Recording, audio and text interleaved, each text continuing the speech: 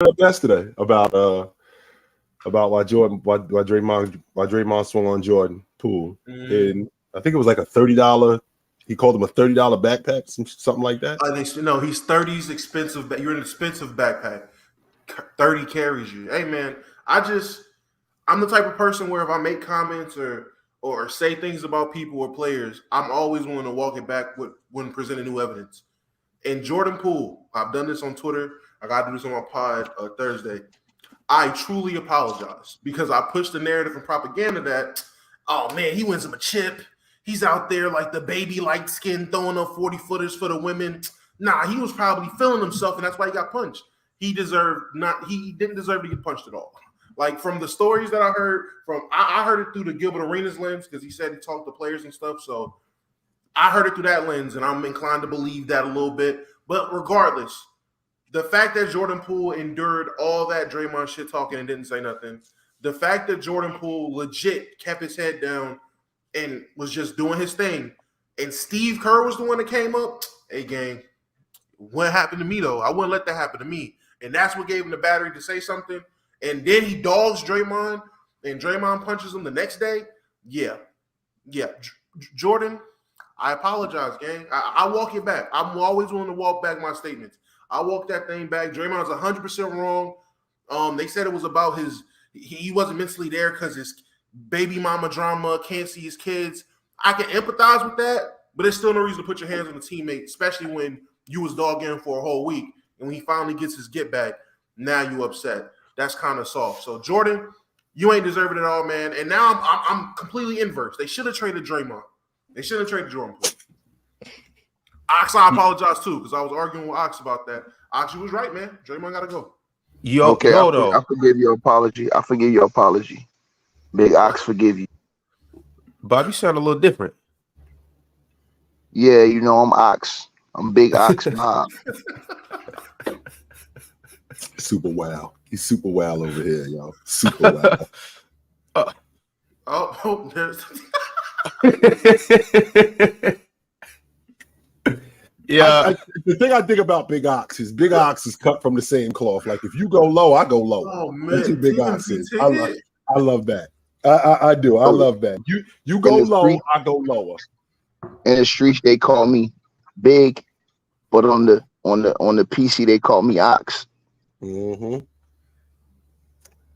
Like I said, if you go low, I go lower. So I'm feeling that, Big Ox. And by the way, Damo, the fact that Draymond started the whole thing, my only issue was that it got out. That was my problem. Mm-hmm. It was something that could have gotten handled in-house. The fact that he swung on him, don't get me wrong, I'm not saying that he wasn't a sucker for doing that because he straight was. But the fact that it got out, it made it worse. It was something that could have stayed right in. It could have stayed right in-house. And the fact that it got out, it just made it way worse than what it actually was. That's why we got key cards. That's why we have closed-door meetings. That's why we got stuff, because not everything is everybody's business. But the problem is with Draymond got a history of doing, for lack of a better term, jack-off things. And because, and this is just another example of that. Focus, Damo. Focus. No, Grill Town. Do you see my mustache? Do you see my beard? And this is just another example. This was just another example of it. And on top of that, Jordan Poole, he don't want nothing else to do with this story. Like, he over this. I mean, this happened over a year ago, and he don't want nothing else to do with this. And the fact that this dude's still bringing it up and his father talking, it's just a sticky situation. Apparently, the whole. I'm sorry. Mars got me. Apparently the only reason it got out is because, and again, I'm going through the lens of the Gilbert Arenas storytelling. Yeah. It was Jordan Poole's team that got it out because they wanted to use that for leverage to get him paid. So right. Jordan Poole's people were apparently the people that called and did all they could to get it leaked with, which I'm not going to lie. You can take whatever you want with a grain of salt what Gilbert says. You can believe him, you cannot believe him. I'm inclined to believe him because everything sounded logical. It didn't sound like nothing crazy. Everything he was saying, breaking it down with the players he talked to, guys he talked about, everything sounded relatively logical. So if it sounds logical, I'm inclined to believe it. versus reporters that just report on the Warriors versus players that can actually talk to But players in the locker room and stuff like that. Dom, I'm glad you saying that, bro. Because when I be telling y'all this stuff, y'all be getting mad, acting like I be capping and stuff. And I told y'all this, man. I told y'all Draymond was harassing this boy. I told y'all this dude ain't do nothing to Draymond. But the first time you respond to Draymond lose it. He go crazy. He get out of control. And then look, why is he having all this situation with this baby mama? Why? Ask the question. That's hard to answer. You know, these chicks be spiteful. It could be anything. I ain't gonna touch on that, pause. I'm not gonna really get into why him and his baby mama beef, and it ain't got nothing to do with me. I can empathize because I've had my own issues with it, or whatever the case was. But it's I'm saying what I mean is this. I don't mean to get in personal business. I'm just saying it show a pattern though. Like when you always beefing with players, when you can't control your temper on the court, it's a pattern. Then you got an issue now with the baby moms, with the woman that you married. You know what I'm saying? You got an issue with her. Why is it always an issue with this dude? Every single time it's an issue in a bar where he gets sued and he gets locked in jail, put in jail for a while because he went off on people in the bar. This dude have no self-control. He's off the hinges. You understand what I'm saying? He's unhinged. And for you to walk over to Jordan-Poole, to the weakest dude on the team out of all the dudes, and nobody did nothing because they're used to you doing this and having these blow-up episodes. You've cost your team NBA championships before because of your foolishness. Bro, this dude needs to go get help. He needs to go get tutored, mentored, and he needs to go get psychiatrical help, bro. Real talk. Because this ain't just an issue. This ain't just an issue in basketball. Because once you've seen it spill outside of basketball, you remember the situation when he was at Michigan State and he got into it with those people in that bar. Why you think he dropped to the second round, Damo? Because of the nonsense that he got into at Michigan State. That's why he dropped to the second round. Why you think he trying to kill DeMontis Sabonis, Damo? No, but I gotta say this to you, Bob. When you do stuff like that, and then it veers off the court, that could go to problems later on in life that could cause you bigger problems off the court. You having a temper like that, because people ain't gonna treat you like they're gonna treat you on the court. If you do somebody off the court like you did Jordan-Poole, Draymond Green might not be here no more the way these dudes reacting, because these dudes ain't fighting with their fists no more, bro. These dudes ain't fight. These dudes ain't standing up, Bob. Them dudes ain't built like me, you, Chilltown, us, who came from that era where you gonna stand up with them hands and throw them hands, bro. They're not doing that no more. You do that to Dray, and Draymond's lucky, bro. He lucky that boy didn't have the right type of people around him, or I should say the wrong type of people around him when he did that, and that got all on tape, bro. I'm trying to tell you, man, that stuff he do in the game. Draymond too big to be doing that. Walk around trying to bully. Ain't no regular person about to fight Draymond Green. Right. No, they did it in the bar. No, but what I'm saying is somebody's gonna hurt. That's facts, Bob. Big odds. That's facts. And when you on that level, bro, you got to be able to, in that situation, bro, either control your temper or remove yourself from the situation, bro. And Draymond Green have shown he can do neither.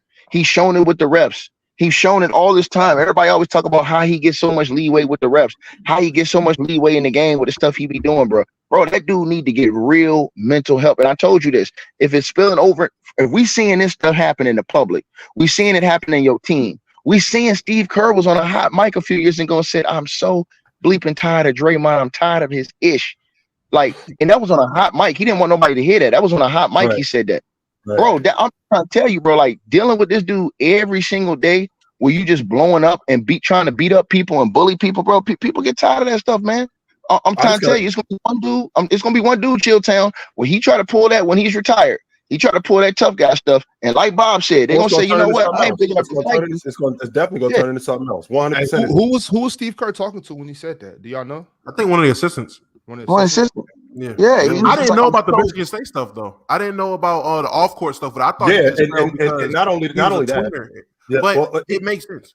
Here's the thing, though, Damo, and Almighty Lambo in the chat. I'd like for you to explain to me how the all-time leading rebounder in Michigan State history, the Big Ten Player of the Year, by the way, over 1,500 points in his career, why he dropped to the second round? Because Draymond was the truth in Michigan State. Where I'm from, the Big Ten Player of the Year in my era, he a top 5 pick. He's the best player. He's one of the best players in the country. He got into that. So fill me in on why he dropped to the second round. And before you fill me in, Lambo, before you fill me in, Dead the logic of him being a tweener. Nobody's trying to hear that because guys are tweeners and get drafted in the first round all the time. So I'm all interested. I'm all ears for you to tell me how he dropped to the second round when it was on the court. I'm all ears to hear that. Fellas, before Almighty Lambo fills us in, I hate to change the subject, and I just gotta ask something. Bro, why the hell you got that fucking Lakers jersey? Yeah, bro. Hey, it's the diesel, baby. It's the diesel, man. Ron, I just gotta show love. Gotta show love to an all-time great. Ron got Damo jersey on today, man. Cut it out, Ron. Hey, but now, listen. I'm gonna tell y'all like this though, man. Bro. Real talk, man. And I'm being all seriousness, bro. You need to get help with that, bro. Because if that type of stuff, if you beefing with somebody, if you got a problem in your family and you allow that to come to work, like, bro, that's a problem, bro. You should be able to decipher the two. And then, like I said, that's one of the key guys on your team that you need. You could have broke his jaw. You could have broke his face in and had him done for the rest of the season. I'm actually surprised it didn't happen. They don't win the it. way he hit him. The year before, they don't win it without him. They do not. Yeah. He put everything into that punch for real. That wrecked their season, bro. And then chill. When he was on the ground, he tried to hit him again, bro. He tried to hit him. He tried to pull him up and hit him again while he was on the ground, bro. That I'm just trying to tell you, like anywhere else, like if that boy, and you know, the Warriors organization had to do some real work behind the scenes. And listen, they are a problem too with this because the dude ain't getting no punishment. He was right there for opening night, right there for ring ceremony. It was no boundary set. So now, guess what? If I'm Jordan-Poole, I'm thinking that there ain't no respect around here. So everybody dogging Jordan-Poole saying he ain't showing up to play. He looking like, first of all, ain't none of my teammates helped me.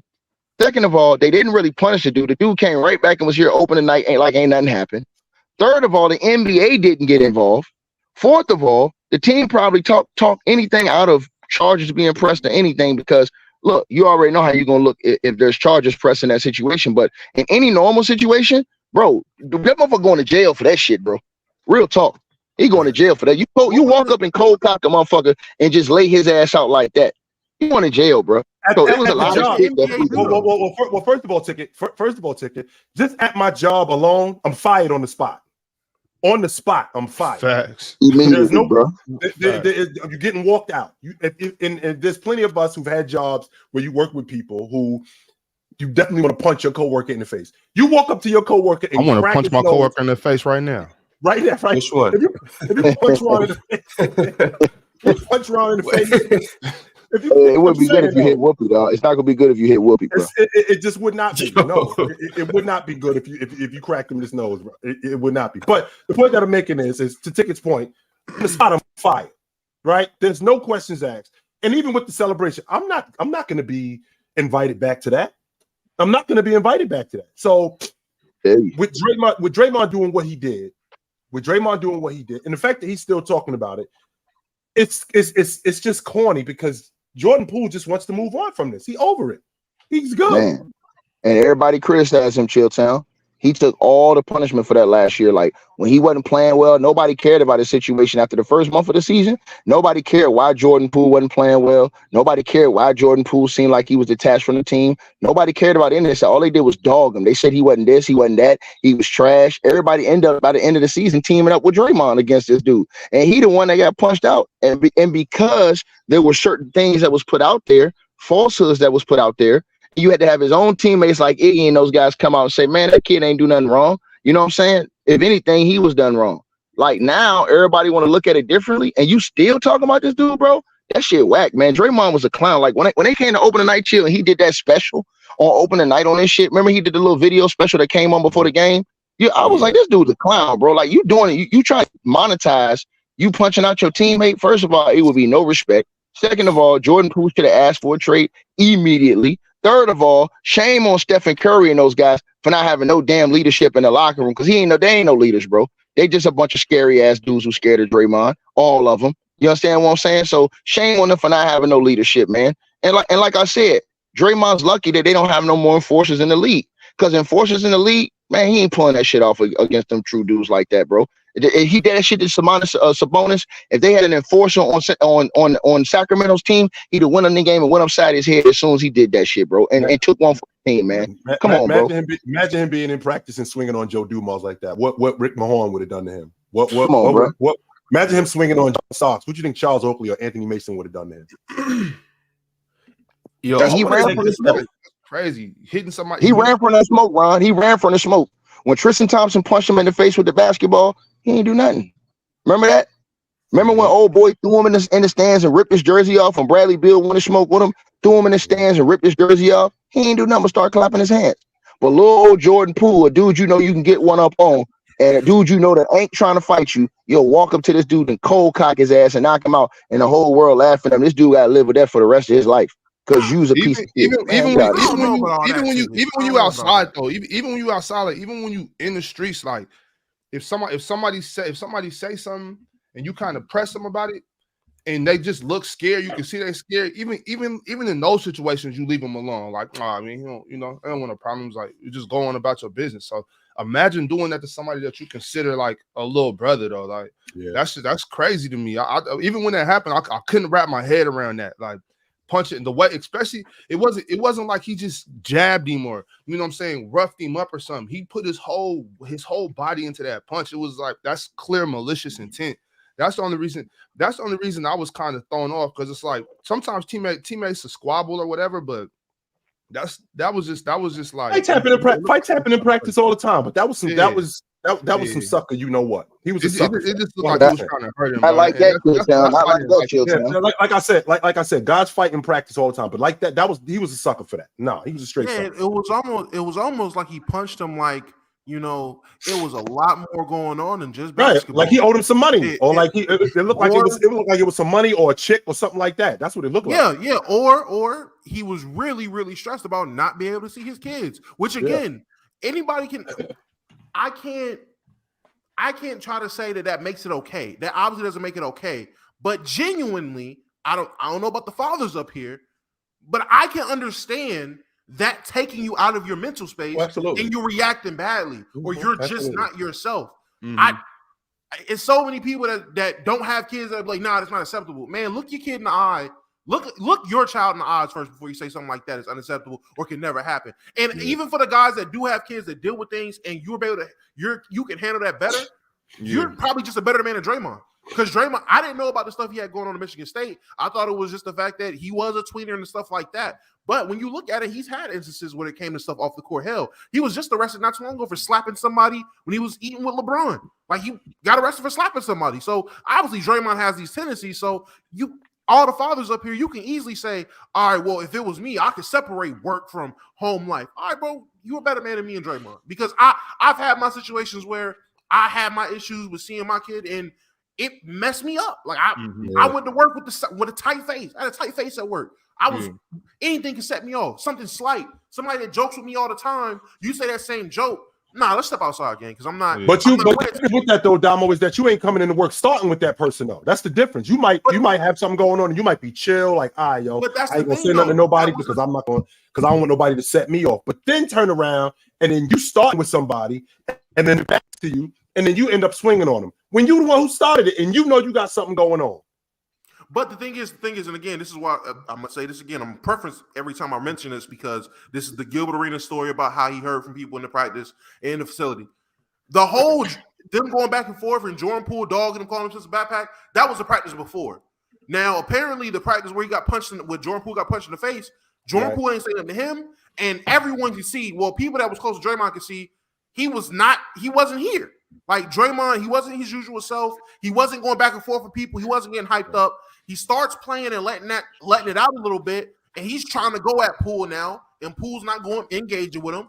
And he's not here. So now he's overreacting and doing dumb stuff. It wasn't a fact of, he said something, Poole said something, and they going back and forth, and now he's ready to fight. No, he is carrying stuff from a previous day, which, hey man, practice is over. You should have let it go. I'd say he definitely has fault there. Should have left that shit in the other practice. He should have just left it alone. But this wasn't a case of, Jordan-Poole finally starts clapping back at Draymond, and now Draymond want to punch him. Nah, it was time between it. Things at home happen, and every man is different. I can't tell a man, or I can't expect a man to act about a situation how I would act about a situation. All I can do is empathize with it. I can give you all the blame. He is 100% accountable for his actions. He was wrong. I'm not defending that. I'm just saying I get it. And I'm not about to sit here and go into the analytical, spiritual, miracle ritual of the malicious intent behind the punch versus other. Man, he's a grown ass man at the end of the day. I don't care. But you got to keep it at the crib though, Damo. Like if you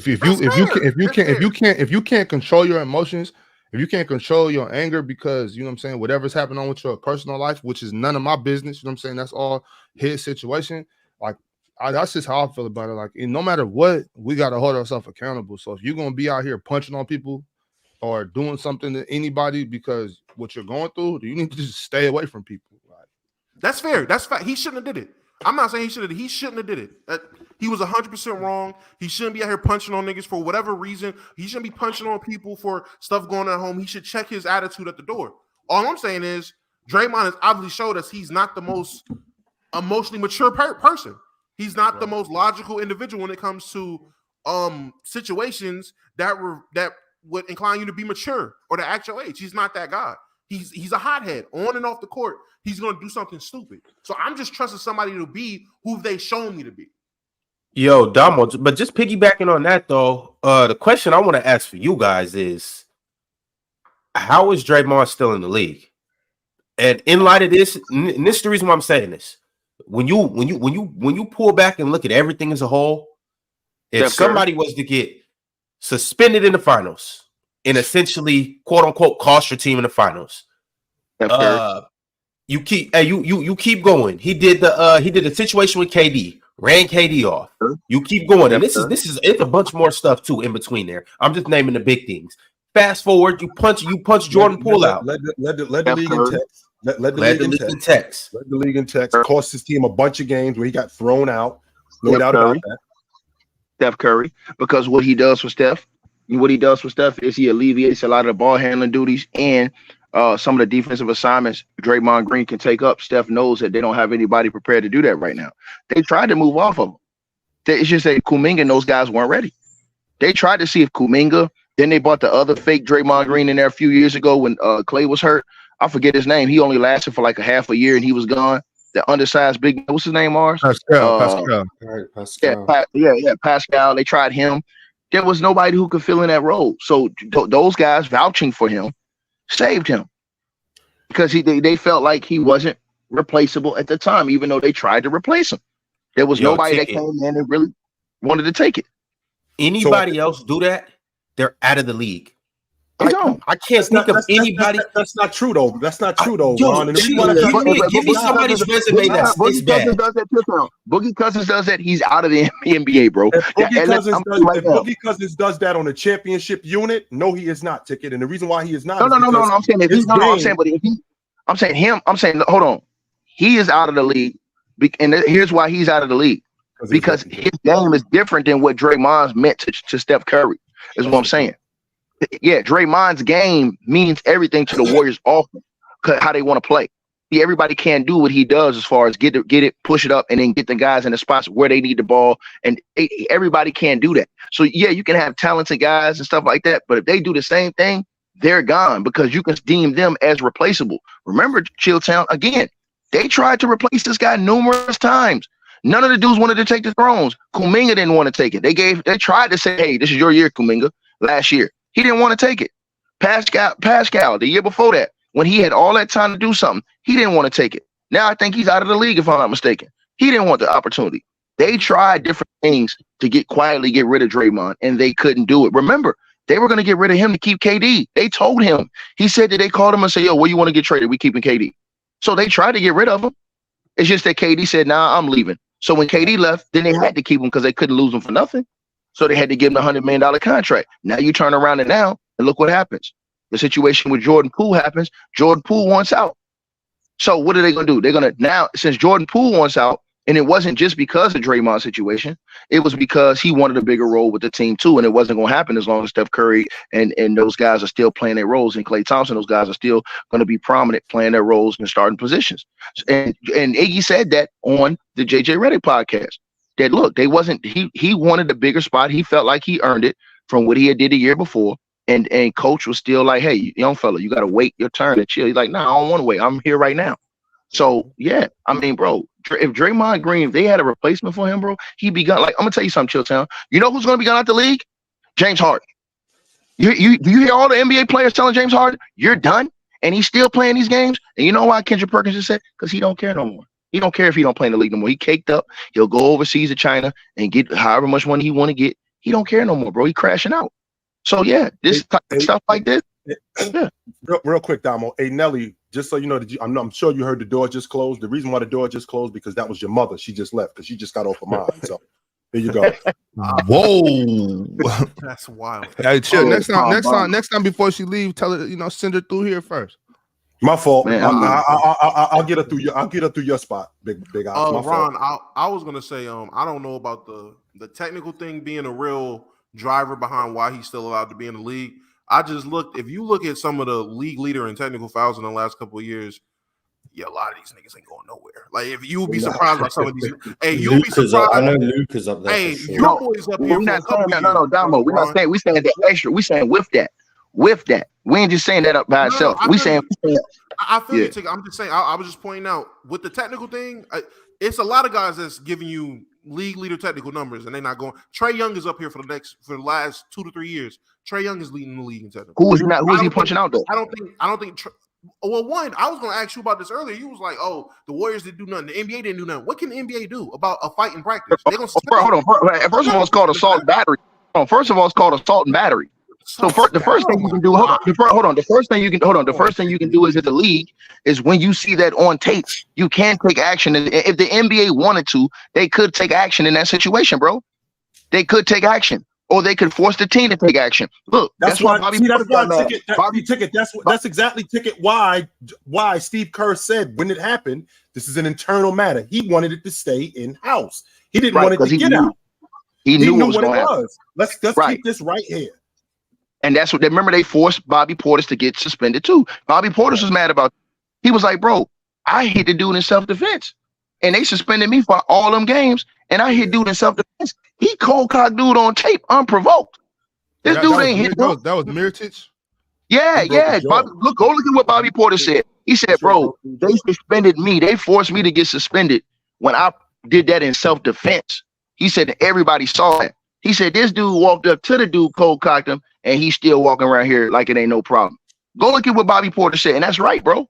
Any other dude no, that's not true. Because you got to understand what happened. Mirotic was doing a whole bunch of bullshit. And I know this for a fact because I know guys that was over there.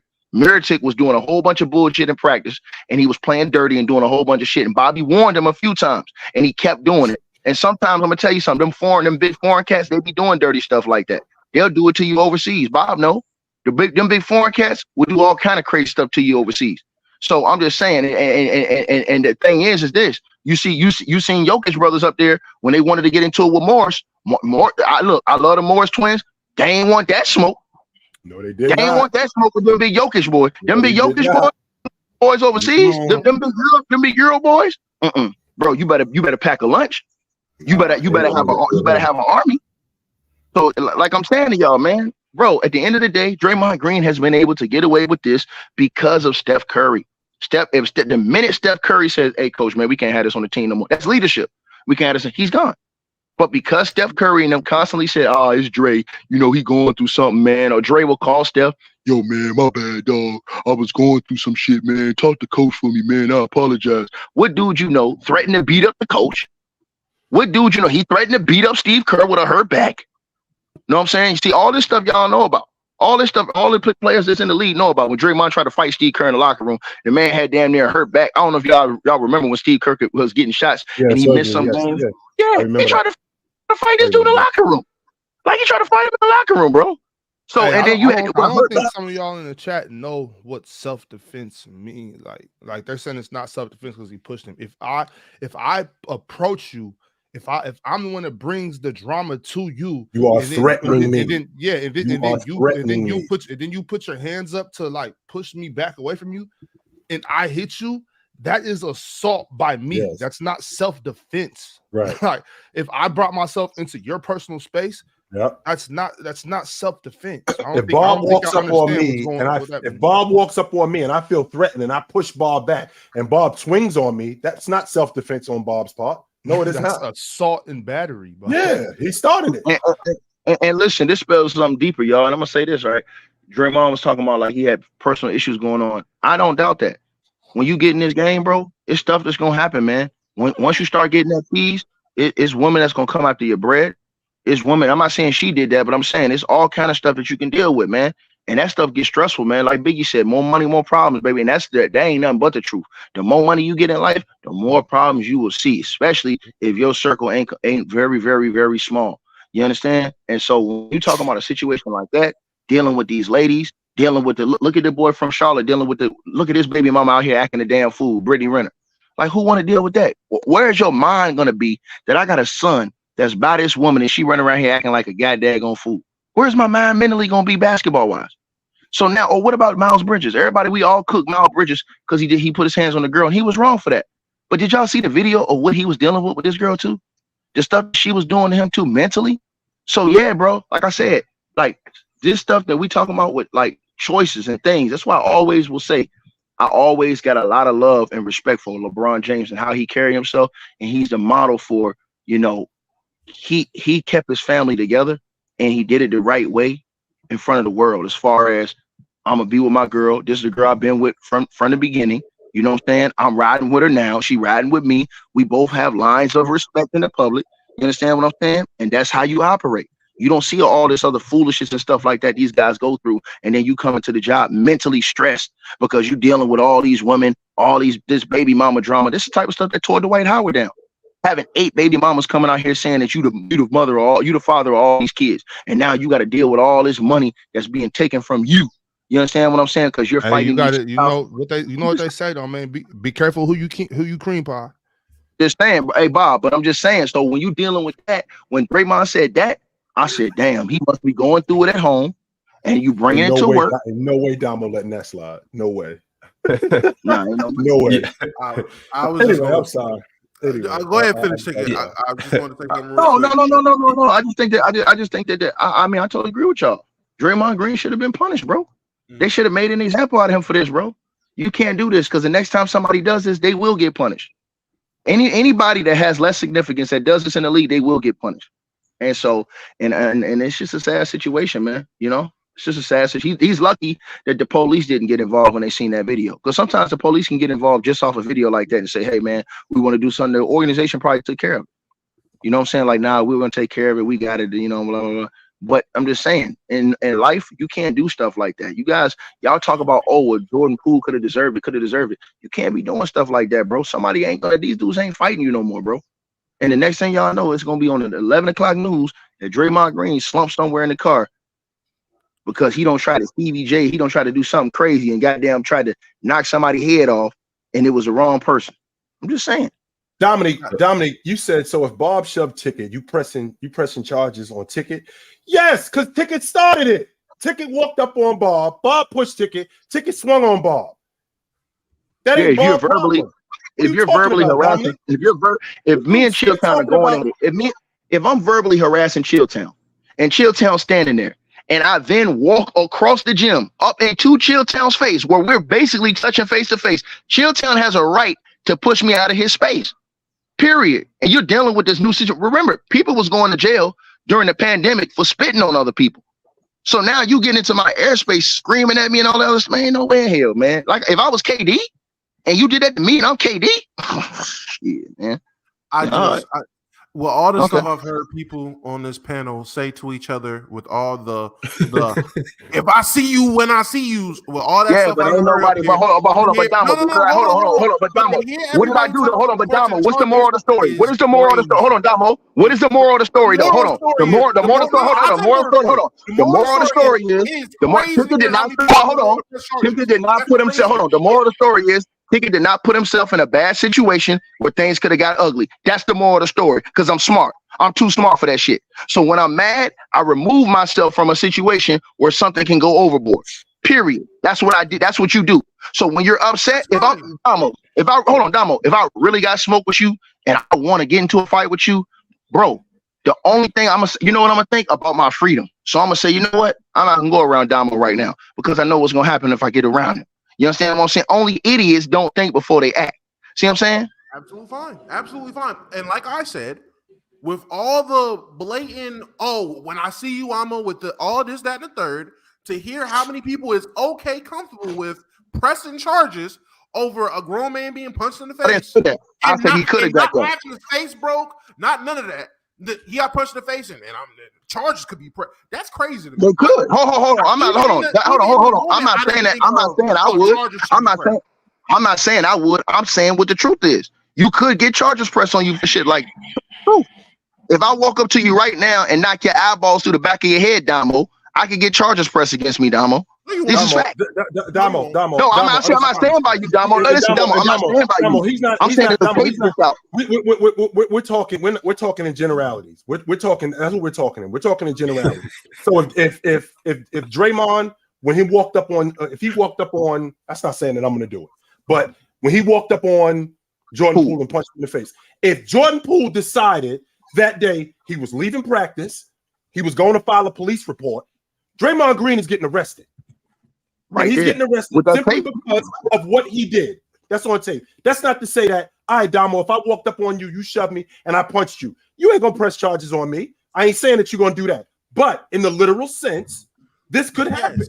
No. I'm not arguing the law. I know what the law is. I know that legally, yes, he can have charges pressed on him. I give you that. Right. I'm saying, you know what? Y'all right. Legally. Hey, no. And hold on, Damo, before we move on. Without that, before we move on, even without Chilltown said, don't you know that if you do that, just the fact that it's on tape and it gets out, they can come press charges on you because of that. He don't even, Jordan Poole don't even have to press charges. They can come arrest you just because that video got out. And you know the legal ramifications for the job, like y'all. That's the fact, Damo. The you know that, Damo? You didn't know that. That's what I'm trying to tell you. Like, Damo. It's the same as hold on, Damo. It's the same. No, Damo. It's the same as if it's a robbery. If it gets caught on tape, guess what? That tape can be used against you. If Chilltown goes outside right now, walks up to a dude, cold cocks him, and it's on tape, and the police get that tape, they can go charge Chilltown right now without even having a person press charges against Chilltown. They can go lock Chilltown ass up right now based off what they seen on that tape. All right, fellas, we got to keep it pushing. We've been on this for like 40 minutes. But what's up, Mars? You good? You ready to rock and roll? All right, cool. I got a few super chats. I'm gonna go ahead and dive into these. Appreciate everybody that is sent through a super chat. Appreciate everybody that's watching. If you haven't got a chance to like the video yet, go ahead and do that. Like the beam. Hold on, Ron. To do in the comment section, say y'all let Ticket dominate the show. Just shut up, bro. Just shut the hell up, man. Because when I be quiet, bro, you dudes be in the chat room crying like little punks, man. Yeah. Just shut up. Shut up and make your mind up, bro. You want the real ticket, man, or you want the goddamn corporate ticket, man? Just shut the hell up, man. Shut up, bro. I'm sick of you clowns in the comment section, bro. You dudes are grade A clowns, man. Oh, Ticket dominate the show. He dominate the show. And then when I leave, oh, where's Ticket, man? Come on, man. What's up, man? Shut up, bro. Shut the hell up, man. Shut your ass up, man. People sick y'all do. Y'all do the same stuff to Chilltown. When y'all don't like Chilltown, y'all get real disrespectful. Man, shut up and enjoy the show, bro. Shut up. And I'll do that. I do the same thing with Almighty. He just talked about Draymond Green, the fact that he was a senior. Just so you know, Damian Lillard and Draymond Green around the same age. That's number one. And he was in the same draft class with him. He was a junior. Thomas Robinson, I forgot the kid from St. Bonaventure. He was a first round pick. He was a senior. Draymond Green, the fact that he was a senior, that had nothing to do with him not being a first round pick. Nothing. Absolutely nothing. So. All right, y'all. Random guy speaks, shot through a super chat. He said it's crazy that at two pivotal points of Golden State's run, Draymond has been a negative factor in them. Golden State refuses to truly hold this man accountable. I said this on Ox's stream last week, and people said I was narrative pushing. That's a fact. He did say that on the Graveyard Shift, which is on Wednesdays and Saturdays, 10 p.m. Pacific Standard Time. Mm-hmm. Shout out to Big Eye. Shout out to Big Eye's Wookie. Yes, sir. Random guy tapped in again. He said Golden State have showed a trend of sweeping situations like this under the rug instead of actually tackling the situations head on. First with KD and now with Poole. Mm-hmm.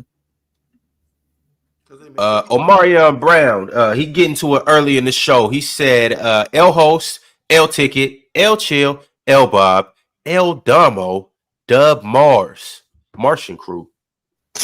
You got your minions, Mars? Is that what you got, Mars? You got your minions, Mars? That's just Glaze, to be honest. Mars got a little cult following on YouTube, man. Mars crazy, bro. What other facts are there, Almighty? Because you clearly know everything about this. So I'm asking you a question again, sir. Why was Draymond Green not picked in the first round? What other factors are there? You still have not given me a satisfactory answer. I read your text. I read what you typed. You said that he was a senior. That's not the case because there was a senior drafted in the first round from the Atlantic 10, which is not nearly as good a league as the Big 10. But Draymond Green was the player of the year in the Big 10, and he was a senior. So that's not the case. So I'm going to ask you one more time for the people in the cheap sheets. Why was Draymond Green, who was the all-time leader in Michigan State history as a rebounder and the Big 10 player of the year, not drafted in the first round? I'm all in. And you got legendary coach comments, though. My bad. Go ahead, Ron. Mark Kim with the super chat said, Mars, you have LeBron and Jordan as your top two offensive players all time, right? If so, why not Magic or Steph or Nash? What's the separator? I might have them as my top two. I don't know. It gets real foggy. The top four is just real interchangeable for me. I think with Jordan, him being the best scorer of all time, and then also what he does without the basketball, I think is extremely valuable to me. I think LeBron James and his ability to really just make life easy for, I don't want to say less significant players, but basically in a floor raising way. I think I have a lot of value in the fact that he's able to create easy opportunities for people who can't really create for themselves. Similar to what Magic Johnson could do, but I think LeBron in transition is still a better player than Magic. And then I think in the half court, he has more to his game than Magic Johnson did. Even though I think Magic Johnson does have an argument over LeBron James as a better playmaker and a better passer. And those Lakers offenses are something that we've never really seen before. And then Steph Curry, I mean, I think it's pretty obvious what his argument is. And Steve Nash isn't on the same table as those four. I think those four have an argument for number one. And then Steve Nash is in the second tier of people, in my opinion. Ron, also real quick before we read the next one, Ron, can I say something, Ron? Because what's up? I heard what you said about 5 minutes ago, bro. Don't ever say like they're being with that goddamn jersey on again. For a second, I thought you were slipping this in today. I thought you were slipping on this good Tuesday morning. I thought I was gonna get that by you. My bad, bro. My bad. And kill a logic about the fact that Draymond couldn't score. He was fifth in the Big Ten in scoring that year. He was in the top 5 in the Big Ten in scoring. So that's not that logic doesn't work neither. So again, what's next? That logic doesn't work. Moving along, y'all. Winner sent through his daily super chat. Shout out to Winner. Appreciate you, bro. He said Gil said Jordan-Poole was checked out for the rest of the season after that happened. So that was another reason why he got traded. He was. I said that though, and everybody cooked me when I said that. Remember that, Ron? Remember that episode I said that? Everybody said I was delusional, didn't know what the hell I was talking about.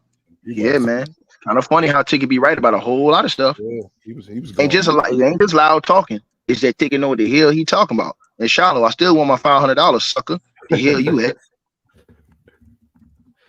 Keeping it pushing, fellas. Keeping it pushing. The Ticket was right about that. Y'all need to give Ticket his flowers. For real. Yeah, you tell Shallow I was right about that other stuff too. I told his ass that they wasn't getting that trade to Miami with that boy. Shallow, I want my money, you fake ass Showtime Sean Porter. Yeah, I don't care if you got to pay it to me in a payment plan. Get my money, bro. Exclusive Excellence said, meanwhile, Ticket cape for Jordan beating up his teammates and call it, quote unquote, dog, quote unquote, killer will, quote unquote, hard-nosed leadership. I never said that. I never even spoke on the Jordan situation. So what are you talking about? You's a goddamn lie. If you ask me about Jordan's situation, I'll tell you. We never talked about Jordan's situation over here punching his teammate. I've never even really talked about Jordan punching his teammate at all. So I don't even know what you're talking about. Don't put words in my mouth and make stuff up. What you say? How do you feel about Jordan punching his teammate? It would be the same. It would. He would if that happened today and it was on camera. Jordan would be. No. Hold on, chill. I'm sorry, Damo. I apologize. First, Ticket, how do you feel about Jordan punching his teammates or teammate or whatever the case is? How do you feel about it?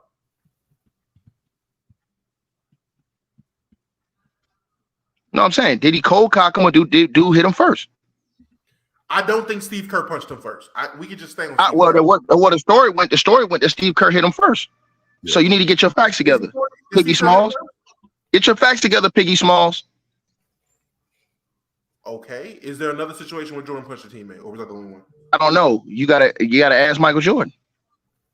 The only reason why I know about Draymond Green is because it was on tape. That's why this got handled the way it got handled, Damo. Right. It was on tape and leaked by his own organization. Right. So when you try to come at me, Damo, when you come at the king, you best not. First of all, I'm not coming at nobody. You're trying to be slick. You're trying to be slick. Trying to be slick and ask me. You're trying to be slick and ask me. Yeah. Well, what about Michael Jordan? Well, let's ask Chilltown because he's a historian. Chilltown. Did Steve Kerr hit Michael Jordan first? The way the story goes is they was in practice. Tell the truth, Chilltown. The way the story goes.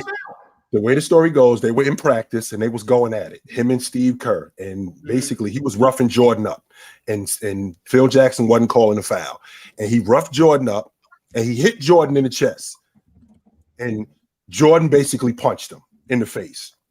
That's the way the story goes. He elbowed him in the chest, like being physical, or he punched him in the chest. He hit him in the chest. He fouled Steve Kerr. Steve Kerr fouled him. Jordan said something to him. Steve Kerr hit him in the chest. Jordan punched him in the face. That's what's up, Steve. That's what I'm talking about. That's the way it went. But see, hold on. But see, now, Damo, there go your answer right there. So stop playing with me, Damo. Again, he ain't just walk up to him and cold cock a dude. Period, bro. He ain't just do that. Ticket.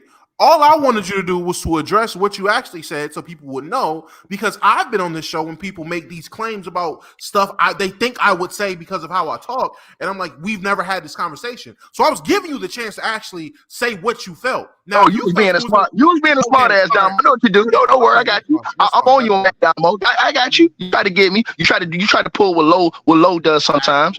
And hell, he had too. He can get some too if he wants some. Never talked about it. All I did was best. Well, how he can get some too if he wants some. But Mars, you call low, get low on line one. Tell him I want some too. The trap card situation. So, hey man, my fault. I wasn't trying to get a gotcha. I just want you to explain how you felt. And I've never heard that story. I ain't never heard the you call that jabroni low. You call that jabroni low and tell his ass to get on line one. I want some smoke too, sucker. Well, that's basically, Damo. It seemed like Steve Kerr thought it was sweet and punched on Jordan punk ass. and he got his eyeball, and he got his eyeballs not straight. Who you playing with? So, Ticket, what you trying to say is if that incident didn't happen, Steve Kerr would be the original cockeyed coach. That's what you're saying? Cockeyed Kerr? You ain't never lying, man. You ain't never lying. But no, our point is this, and this is, I think, the point that Bob and Chilltown was making too. If it's fair, if it's square up and fair, we ain't tripping off that. We just talking about, bro, you gonna hit a dude you know wasn't trying to fight you, bro. Like, come on, man. Like, you know what I'm saying, dog? No, come on, don't do that, bro. Like, if you know dude ain't really trying to throw down with you, bro, don't do that, bro. And that's all we saying, man. If you feel like you have to do that, just remove yourself from the situation. If you really feel like you have to do that, you know what I'm saying? Y'all asked me, yo, Ticket, man, why you ain't come to PC weekend? Because I really felt like I wanted to put my hands on Mars. So that's why I stayed away. I got too much love for little Mars, and I know how my temper get. You know what I'm saying? And so, like I said, Mars know that Brazilian jiu-jitsu. We go hard in the paint. We go hard in the paint every day. And I respect Mars a lot because Mars come in here and he gives some and he takes some. No homo. Pause. But like I said, you know what I'm saying? And so I respect that shit. But sometimes, like I said, I got an anger management problem too. So I understand the stuff that Draymond Green was thinking about. But the fact that you are a multimillionaire and you can't think smart enough to put yourself in certain situations to where you might not end up getting yourself gone, bro, you're a damn fool. All right, y'all. V Rose sent through a super chat and said if Dame wins a ring with the Bucks as the second best player, y'all think he'll be better / ahead of players like James Harden or Russell Westbrook all time? I don't know. Hey, I don't know, but Ron, I'm gonna say this. Hey, Ron, you tell that in the comment section who say Ticket just talking like this. Ron, I don't know. There was a super chat that came up a few weeks ago, and the dude told you that he know me. He said he met somebody that was in this chat room, and it said he took it the same dude he is on this that y'all see on the screen, off this screen, and you can ask anybody that grew up with me. So you could talk all that talk sound good on YouTube, but you can go pull up anybody that grew up with me, and they'll tell you the same shit you see right here, the same you're gonna get every single day. It ain't no fabrication, it ain't no fake, and it ain't no talking, bro. I grew up with dudes in Chilltown. I know the dudes I grew up around. I grew around dudes to walk up and just smack dudes in the face for a living, and take your money and dare you to do something about it. And Chilltown know who I'm talking about. It's well documented. You wasn't worried about charges being pressed? Yeah, no, because you know why? In that era, it wasn't about charges in that era. In that era, shit, I know what it was. In that era, you gonna have to just defend yourself or take the L. That was it. So to answer the question, I think Damian Lillard, after Steph Curry, he's got a legit argument to being the best point guard of his era. With Russell Westbrook winning the league MVP, with James Harden winning the league MVP. I mean, Damian Lillard played at a league MVP level. And not only did he play at a league MVP level, he played at a league MVP level for a long time. And he took his teams deep into the playoffs, just like James Harden did. And he did the same thing that James Harden did. Now, if he moves over as a number 2, that's basically who he is, because we saw what he did as a number 1. We saw that as a number 1. He never played with a superstar as a number 1. He's playing with a superstar as a number 2. So we see him as a number 2 as a superstar, and they win it. I don't think this diminishes him at all. I think that if he wins it as a number 2, this doesn't diminish him at all. I already have him ahead of Russell Westbrook anyway. I have him ahead of Harden, but not above Russ. But Chill, can I ask, is there any superstar that he could have got to go to Portland where he would still be the number 1? No. No, I don't think so. Nope. James Harden. Harden wouldn't have came up there, ticket. No, I'm saying no. He's saying, but he asked you mean today? You mean today? No. I'm saying in the last 5 years. You say the last 5 years. In the last 5 years. Listen, in the last 5 years, there could have been a couple superstars that he could have played with. He still would have been number 1 with. To me, he still would have been number 1 with James. He still would have been number 1 with Dame. I mean, with Russ. Right. He still would have been number 1 so with James, with Russ, he still would have been. Are we talking superstars or just stars? Superstars. Is there any superstars in the last 5 years that if you would? I'll be honest with y'all. I'll be honest with y'all. I think he could be a number 1 on the team with y'all gonna laugh at me for saying this. I think he could be a number 1 on the team with Joel Embiid.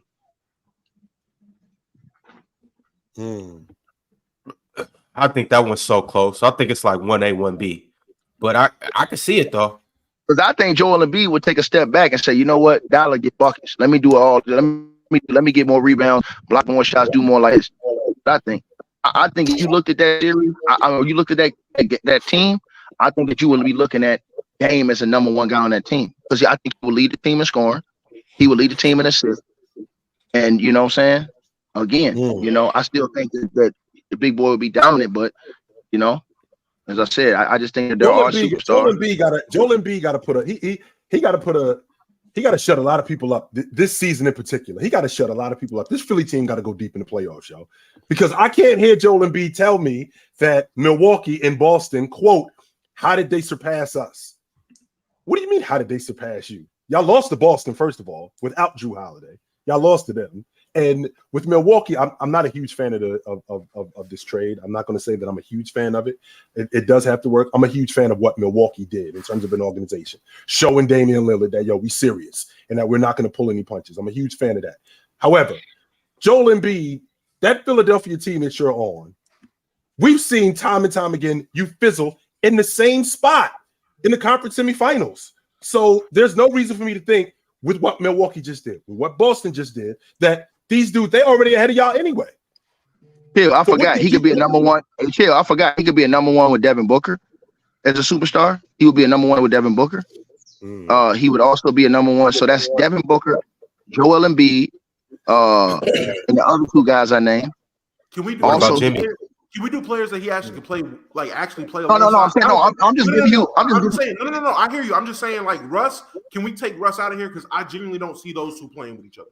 Like I don't know how you can have a backcourt of Russ and Dame and logically make that work. But you had a backcourt of Russ and James Harden. And they won, and they was winning all them games until Russ got hurt and he got sick going into the bubble. But Russ and Dame are two total different players in terms of playing with a James Harden. No, I'm saying, but don't they fit better though? Don't hold on, but respectfully, don't Russ and Dame other than because Dame and James Harden, because James Harden and Russ, they both want to handle the ball a lot. With Dame, if he plays with Russ, he'll be more getting buckets. And you'll see Russ handling the ball a little bit more, but Dame will be more getting buckets. I mean, in theory, I guess in theory, but still, like I said, James Harden and other two you named, I'm fine with that. Just wrap my head around Russ. So you're not fine with Devin Booker? You're not fine with Devin Booker? No, I am. That's what I said. You keep those. Only one I was taking off was Russ, but I'm fine with Devin Booker. Okay, well, let me keep going. Let me keep going. Let me keep going. So he could be number one with those guys. Also, he would be a number one if he was playing with. This is an undersized backcourt, but he'd be number one if he was playing with Trae Young. He'd be a number one on that team. I mean, with that guy, he would be a number one with let me see. With SGA, would it be a number one? If you play with SGA, would it be a number one? SGA is not a superstar. No, SGA is not a superstar. We talking about superstars, though. Okay. So yeah, I mean, those are the guys. I mean, the other guys he's not a number one with Joker. He's not a number one with Giannis. Luka. He's not a number one with Luka. He's not a number one with Tatum. He's not a number one with KD. He's not a number one. No. Hold on. Right now, hold on, Chilltown. Right now, he's the way KD's looked in the last 3 or 4 years. Right now, yeah, I would give him number one with KD right now. Right now, the last Damo said the last 5 years. I'm not sure with Giannis though in the playoffs. Don't we all think Damian Lillard's going to lead that team in points and assists? No, you think that. No, you think that. You guys think in the playoffs, Giannis is going to score more points than Damian Lillard? Giannis is going to hold on. Giannis is going to lead him in rebounds. Giannis is going to lead him in blocks. But I think right now, it would be tied. It'll be tied for points. I think they'll go even with points. Him and I think Lillard might give him a cool 30. Giannis might give him like a 26. I think you'll see both of them around 27, 28 a game in the playoffs. And I think the person who takes the dip is Middleton because he's getting a little older. I think you see Middleton go to like 16. No. We all know who's taking the last shot. We all know who's taking those fourth quarter shots. Jalen, if you're getting almost 60 from these two dudes in the playoffs, are they losing? Man, it depends on where Middleton's at, Chilltown. Where's Middleton? That's what I'm thinking. That's what I'm thinking. On Boston, I think the East is a two-team, obviously a two-team race. I think everyone agrees it's a two-team race in the East right now. In the West, they got some competition. But look, in the East, it's them and Boston. Now it comes down to how well. That's not true. That's not true, bro. You cannot count out Miami. You cannot count out because every single year we come in here, cats count out Miami, and somehow them fools is there in the end. Until I see somebody X Miami out, the last 4 years they've been in the Eastern Conference Finals, bro. So we can't. I'm sorry, bro. And they've been undermanned, undersized injuries, all this stuff, and somehow they end up there. I can't take them out until they are taken out completely, bro. I hear you. I would not be shocked if Miami has some guy on their roster who somehow suddenly averages 15, 20 points in the playoffs. They seem to do that every year. They have guys stepping up, making big shots. I wouldn't be shocked. But obviously, on paper, it's Milwaukee, it's Boston. The game ain't played on paper. Yo, chill. I gotta go back to what you said though, because do we expect anything less from Giannis and Dame? 60 might be a little outrageous, but 55, like I don't think we expect anything less. So it's like, what are they supposed to score less? No, I don't think. Are they supposed to underachieve? And this is the issue that I'm having, Ron, because like you just said, in terms of them having buckets, the offense is going to have to change because somebody's going to have to come off the basketball. Dame plays with the ball. Giannis is their best rebounder. How does Giannis get the basketball? Off the glass, and he goes with it. So that means that a lot of times with Damian Lillard playing outside, clapping his hands in the outlet spot, he's not going to do that. Now what he's going to do is he's going to have to run. And a lot of stuff that Giannis is going to get, whether it's in transition, because Giannis is going to, because Damian Lillard, he's going to open up the floor for Giannis, just off the fact that he can shoot the long ball. So he's going to open up the floor. Him and Middleton, they're going to open up the floor a little bit more. So that means Dame is going to have to play off the basketball a little bit more. With him playing off the basketball a little bit more, that means that he's not going to be getting as many shots. Disagree, Chilltown. I think Mars said it the best. I think Mars said it the best, Chilltown. I heard him say on another show, the pick and roll. Dame will run the pick and roll with Giannis, and that will be unstoppable. You got to pick your poison in the pick and roll. Mars, I do not have a problem with these two running the pick and roll. The question that I'm having is you not if you're running the pick and roll, we run in the pick and roll when the game slows down. I'm talking about when Giannis is a transition player, and with Giannis being a transition player and playing fast, a lot of his stuff comes in transition. Him getting the ball off the glass and going with it. Him getting the ball off the glass, which, by the way, Mars, you hate that. You hate him handling the basketball in transition as much. So no. In the half court, in transition, Giannis gets the ball. Dame is the half court. They're not in transition 50 times a game. So in transition, the 9, 10, 11, 12 possessions they get, Giannis go. That's where you're fine. You're perfectly fine. I like that. Half court, get off the basketball, please. That means they're gonna have to change the offense, and that's gonna be an adjustment. They got a new coach, too. Yeah, they got a new coach. Right, they got a new coach who's unproven, who we don't know who he is, and he's more of a defensive-minded coach.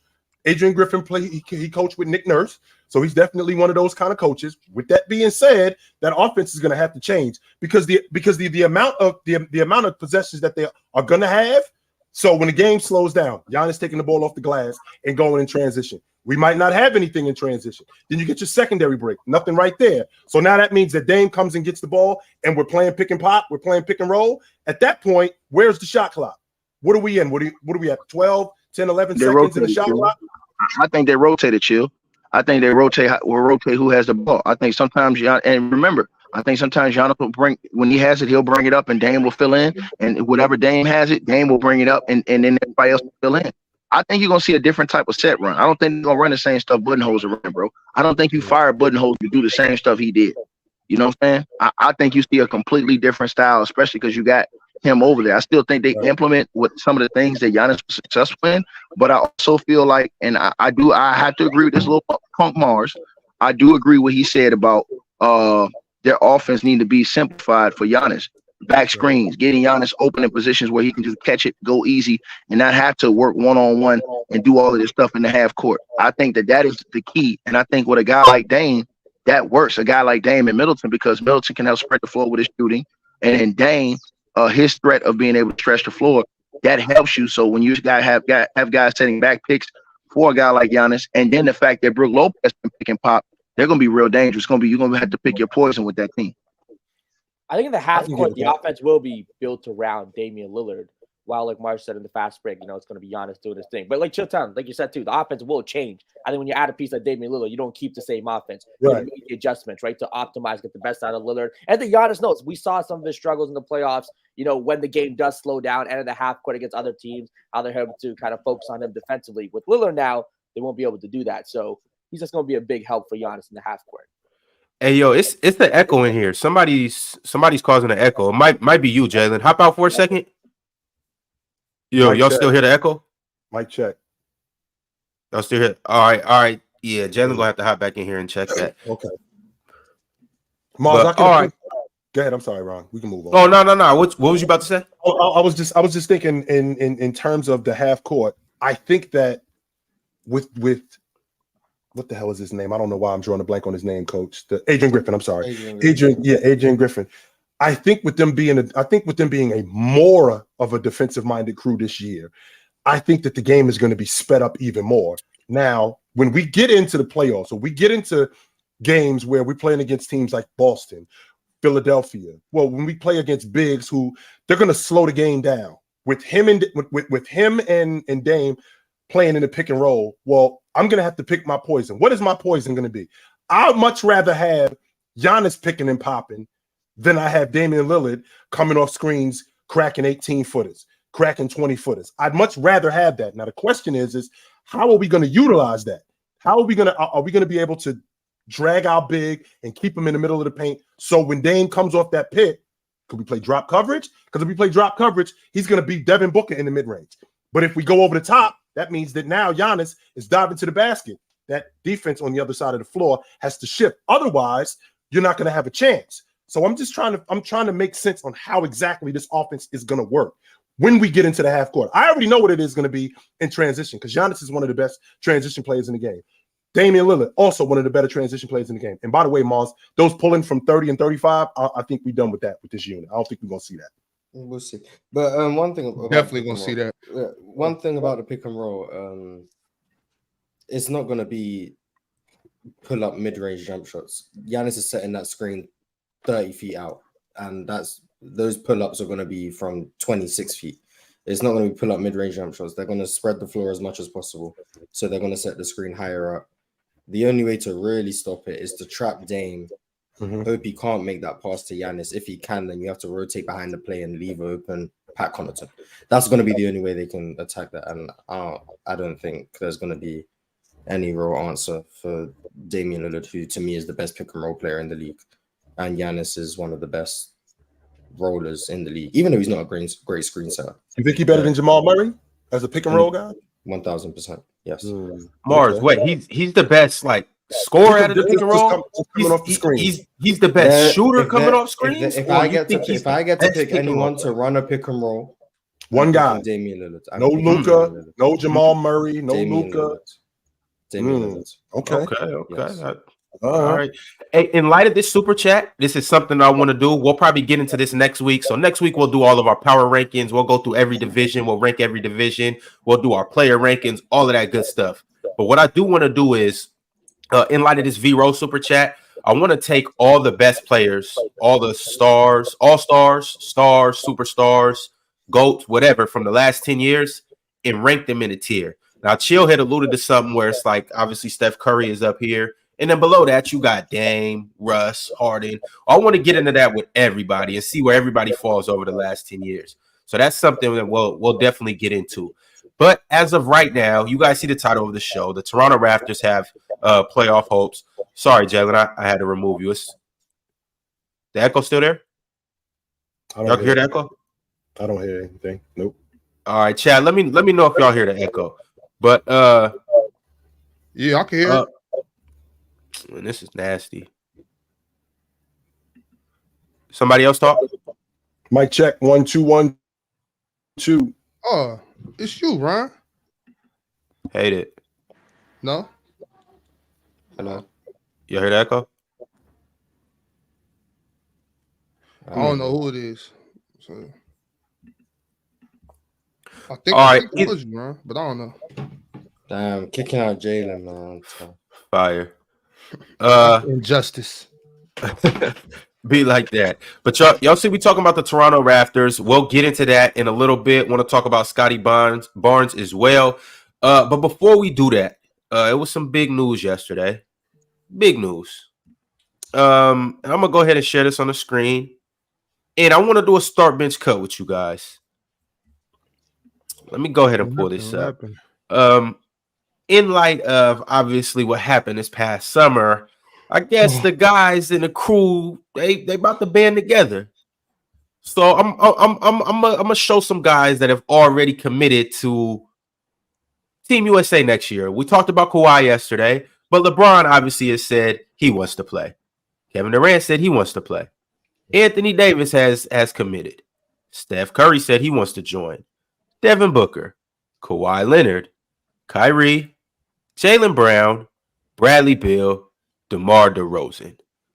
Of these guys, how do we feel about this team going into next summer?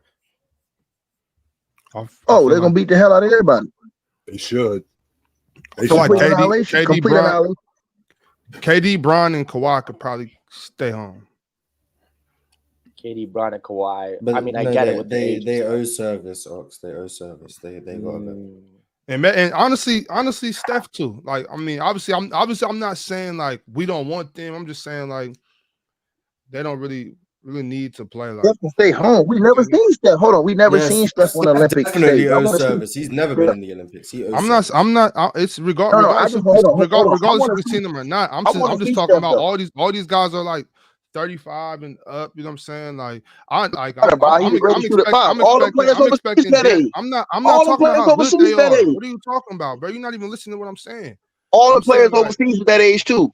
How old you think Rudy Fernandez is? How old you think all them dudes on the national? That don't got nothing to do with what Them I'm talking dudes about. old as hell too. I'm not talking about Spain. I'm talking about the United States of America.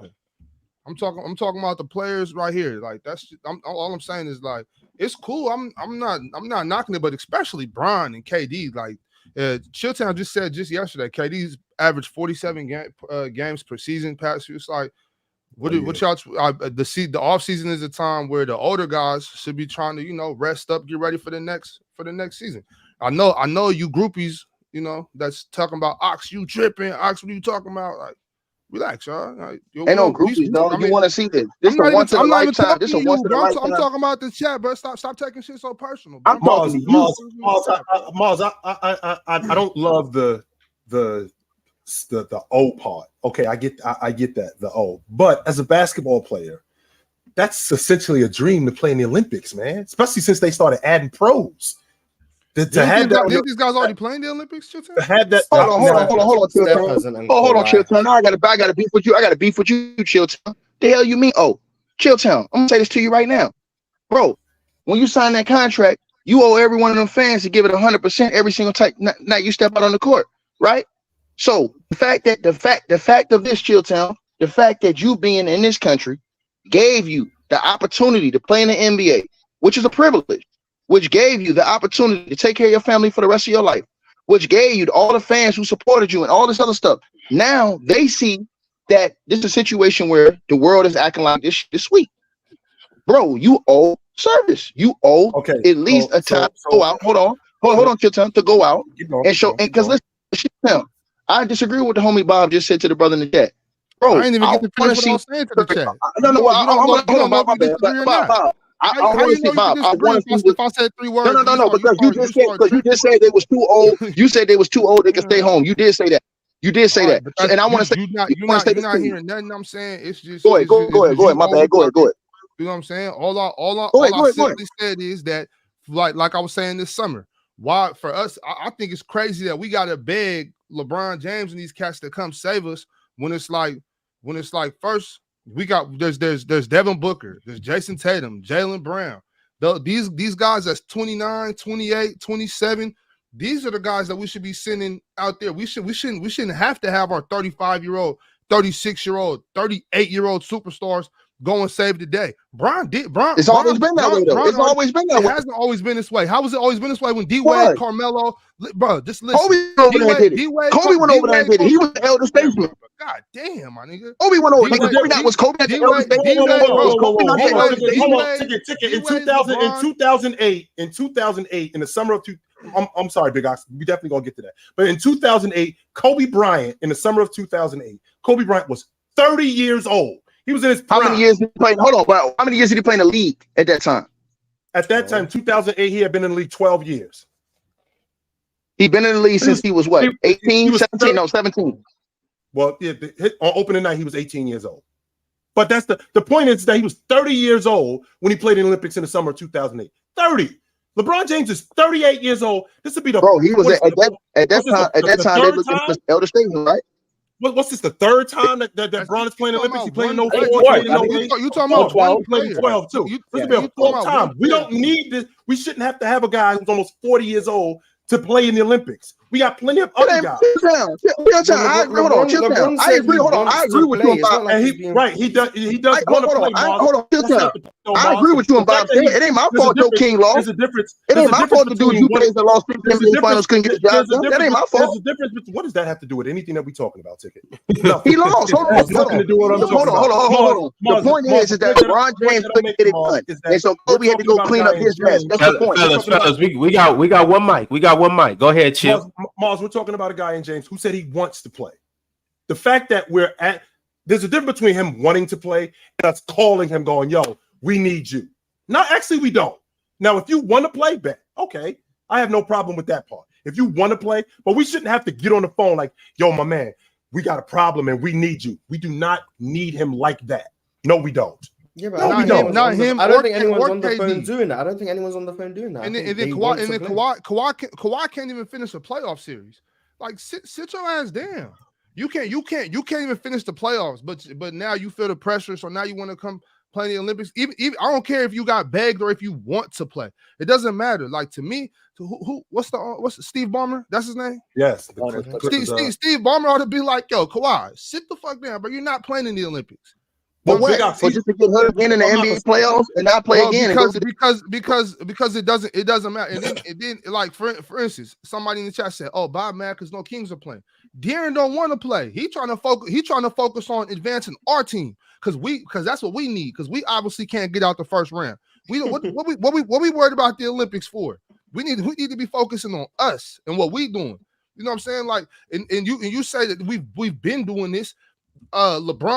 LeBron, D-Wade, Carmelo, Dwight, those guys were in their late 20s. They were like 28, 26. Oh, hold on. I'm gonna say it again. I'm gonna give you a history lesson. Hold on. Hold on. I'm gonna give you a history lesson real quick. I'm saying that guys have always, the older guys have always went to the Olympics account with a mix of the young. I'm good, bro. I'm good. The older guys have always done it. Larry Bird did it. Larry Bird wasn't even supposed to be on the. Larry Bird got to do with what I'm talking about right now. I'm just giving you my thoughts. I'm not saying that you need to. I'll hear your thoughts, but that's not how conversations work. I'm not saying that they need to go to win. I'm not saying that they need to go to win, but I respect the fact that they go. Because listen, again, I've never seen. Once again, just like you were saying yesterday. So just like what you were saying yesterday. Just like what you were saying yesterday about guys taking other guys' spots and how you need to give somebody else a chance and this and that. Okay, well, keep that same energy right now. They're not ready. Keep that same energy right now. They're not ready. They got their ass kicked. They're not ready. Keep that same energy. We just gave all them dudes out these plays. All them dudes out plays. We gave a shot. Got the hell beat out of them. They're not ready. Get their ass out of here. Wrong again. Again, you're wrong. Daddy got to come take care of it. Daddy got to come take care of it because the kids couldn't get it done. Daddy got to come take care of it. You're wrong again. I'm not wrong. I'm not wrong. Damo. Wrong again. Shit. Damo. Okay, so Ron. Hey, so Ron. Hold on, Ron. If I'm wrong, let me ask you a question, Ron, before you let Damo go. Ron, if I'm wrong, let me ask you a question, Ron. Ron, since he said let the next cat go, Ron, do you think a team with De'Aaron Fox, with Tyrese Halliburton, and all these other young guys? Hold on. I'm asking Ron. I'm asking Ron. Ron, do you think a team with De'Aaron Fox, Tyrese Halliburton, Jason Tatum, Devin Booker, and all these other young cats can go win a gold medal right now? Yeah, I do. Yeah, they should be able to. Yeah. They should be able to. Okay. It's a hell of a drug, Ron. It's a hell of a drug. 1 second, Damo, and we're gonna get to you, Damo. 1 second, Damo. 100% we're gonna get to you. But Ticket, that roster that they have, it does not need to be completely revamped. No, it doesn't. So go ahead, Damo. I'm sorry. You better hurry up, Damo. Okay, bad. Shut up, Whoopi. They went up. Yeah, wow. Anyway, y'all chill, man. Come on, let's talk hoop. Honestly, I'm leaning more towards with Ox. There's no reason why you need a bunch of guys north of 35 out there playing. Now, I do understand historically in aspects, there have always been maybe one or two, even back to the Dream Team era. There was one or two guys that was 32, 33, 34, or deemed older to be that veteran leadership and that veteran presence. We do need that. That's why I'm okay with Steph playing. I believe Steph ain't played in the Olympics. Has he not? So I'm okay with Steph going for his first time, even though he's north of 30. I'm okay with Steph doing it.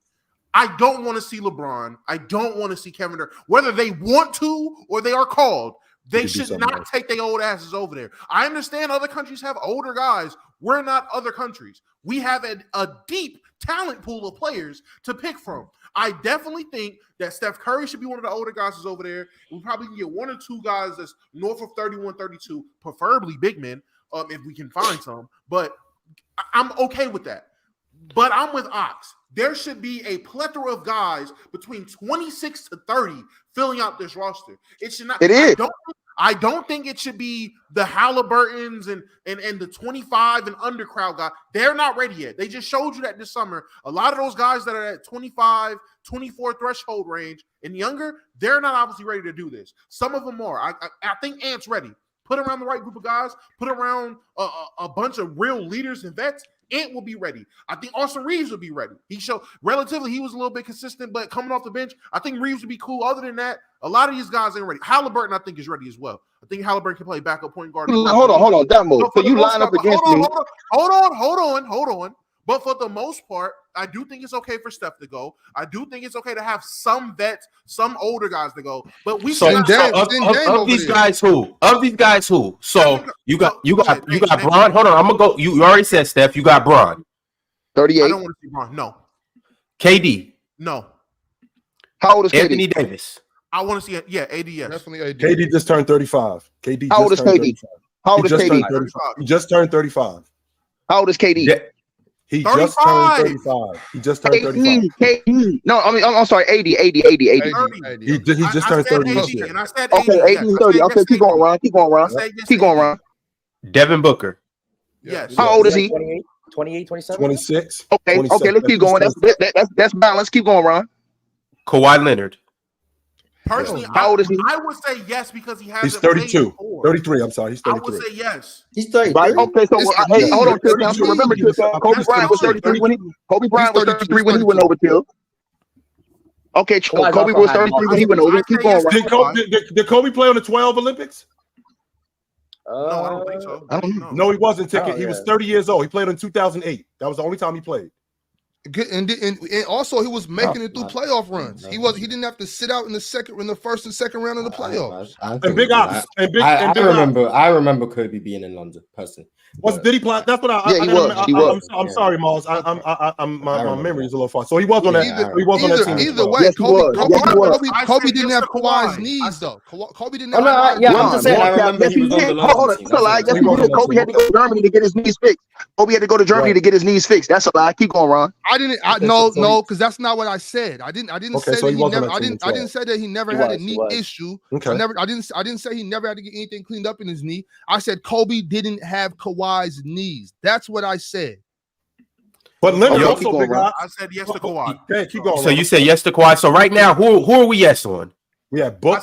I said Leonard. yes to what you call it, to AD, to the names you named, AD, Book, Steph. AD, Kawhi, and Book. Those are the three names. And Steph. Well, you didn't name Steph, but yes, Steph is up there too. So Steph. All right. So keeping it pushing, and these are all the guys that have committed. Right. By the way, Kyrie Irving. Yes. How old is Kyrie? How old is Kyrie, Ron? He's like 31 now, right? Yeah. 31. Right. Okay, so that's not bad. That's not old. That's not an old head. He's in his prime. Let's keep going. I'm gonna cooking these niggas 3 to hard. Let's go, Ron.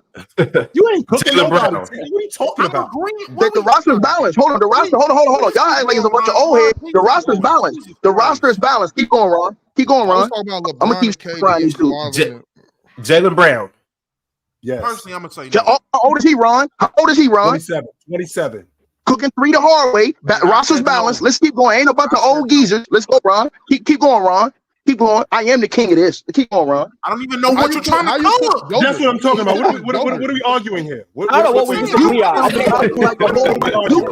Like now y'all want to change. Acting like a whole bunch of old geezers is going over there. It's a balanced roster. It's just a whole bunch of old heads. It's a balanced roster that's out there. A balanced roster, bro.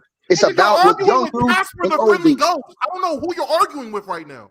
I said KD, LeBron, and Kawhi. I didn't say anything about the other guys. I said KD, LeBron, and Kawhi, and maybe Steph too. But that's what I said. I didn't say anybody else. I agreed with you. I said I do agree. We should have some vets. There should be some guys. No, you agree with that or whatever. I said I agree with both of y'all. I lean with Ox more so with guys like LeBron. You don't even fucking listen. You're just waiting to talk. Actually, I did listen. No, you didn't. Damn. Well, bring it to wait. And the person in the chat. Okay, real quick. And then the person in the chat that says, how is it fair for Steph to play and KD didn't? The same point I made with Kawhi Leonard. For the guys that are older, because again, we do need older players for veteran leadership, guys like that, just to help out with if we do have younger guys or just to have real leaders. If there's guys who haven't played in the Olympics, I would be more comfortable with them going. So Steph and Kawhi who haven't played, I'm more so with them going. Kevin Durant and LeBron have done their service. They're good. I don't need them going. Plus, they need their rest to go make deep playoff pushes. I don't believe in the Clippers. Kawhi can play. The Warriors, hey, man, they might be cooked. So I'm okay with Steph wanting to play. But other than that, like, I'm not sitting here being inconsistent. It's not it's not just the age. It's the age, the wear and tear on the tires, and having all of them guys trying to play and start and do that. Break it down in the middle and get half of them. Just half of the older Damo, I'm going to leave it like this, Damo, and I'm going to leave it alone. Respectfully, that wasn't my point. My whole point was this, and Chilton, I think, Fluent, thank God somebody with common sense has just entered the building. Fluent understand where I'm coming from.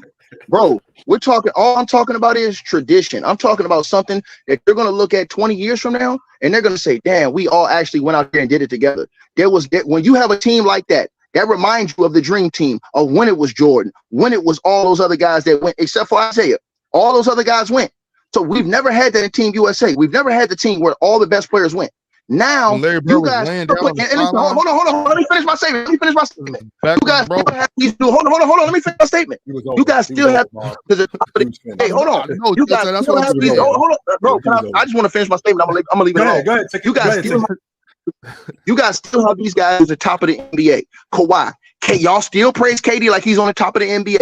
LeBron James. Let y'all come here every day. Y'all still talk about LeBron James, the Kang, and Jalen Carter and all y'all other dudes. Y'all still praise these dudes like these dudes are the creme of the league. Steph Curry, all these other dudes, right? The young dudes haven't came and taken over strong-armed yet. They haven't done that. So all I'm saying is for tradition, when these guys go back and look at it and they say, damn, you had Steph Curry, LeBron, KD, Kawhi, all these dudes in the Olympics together, mixed in with the young guys, like AD, like Jalen Brown, like all these other guys, bro.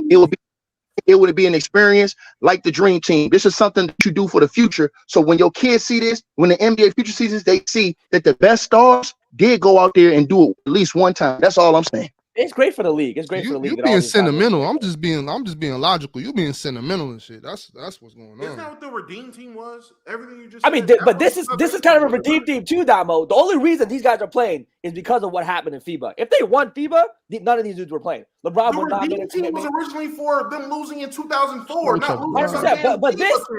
But this is they felt away. How Team USA went on to FIBA, I think they felt away. I also think LeBron has a little bit of his career is going to end. He wants that kind of farewell tour with Team USA. I do think he wants that a little bit, and the players are coming along. What are you guys talking about?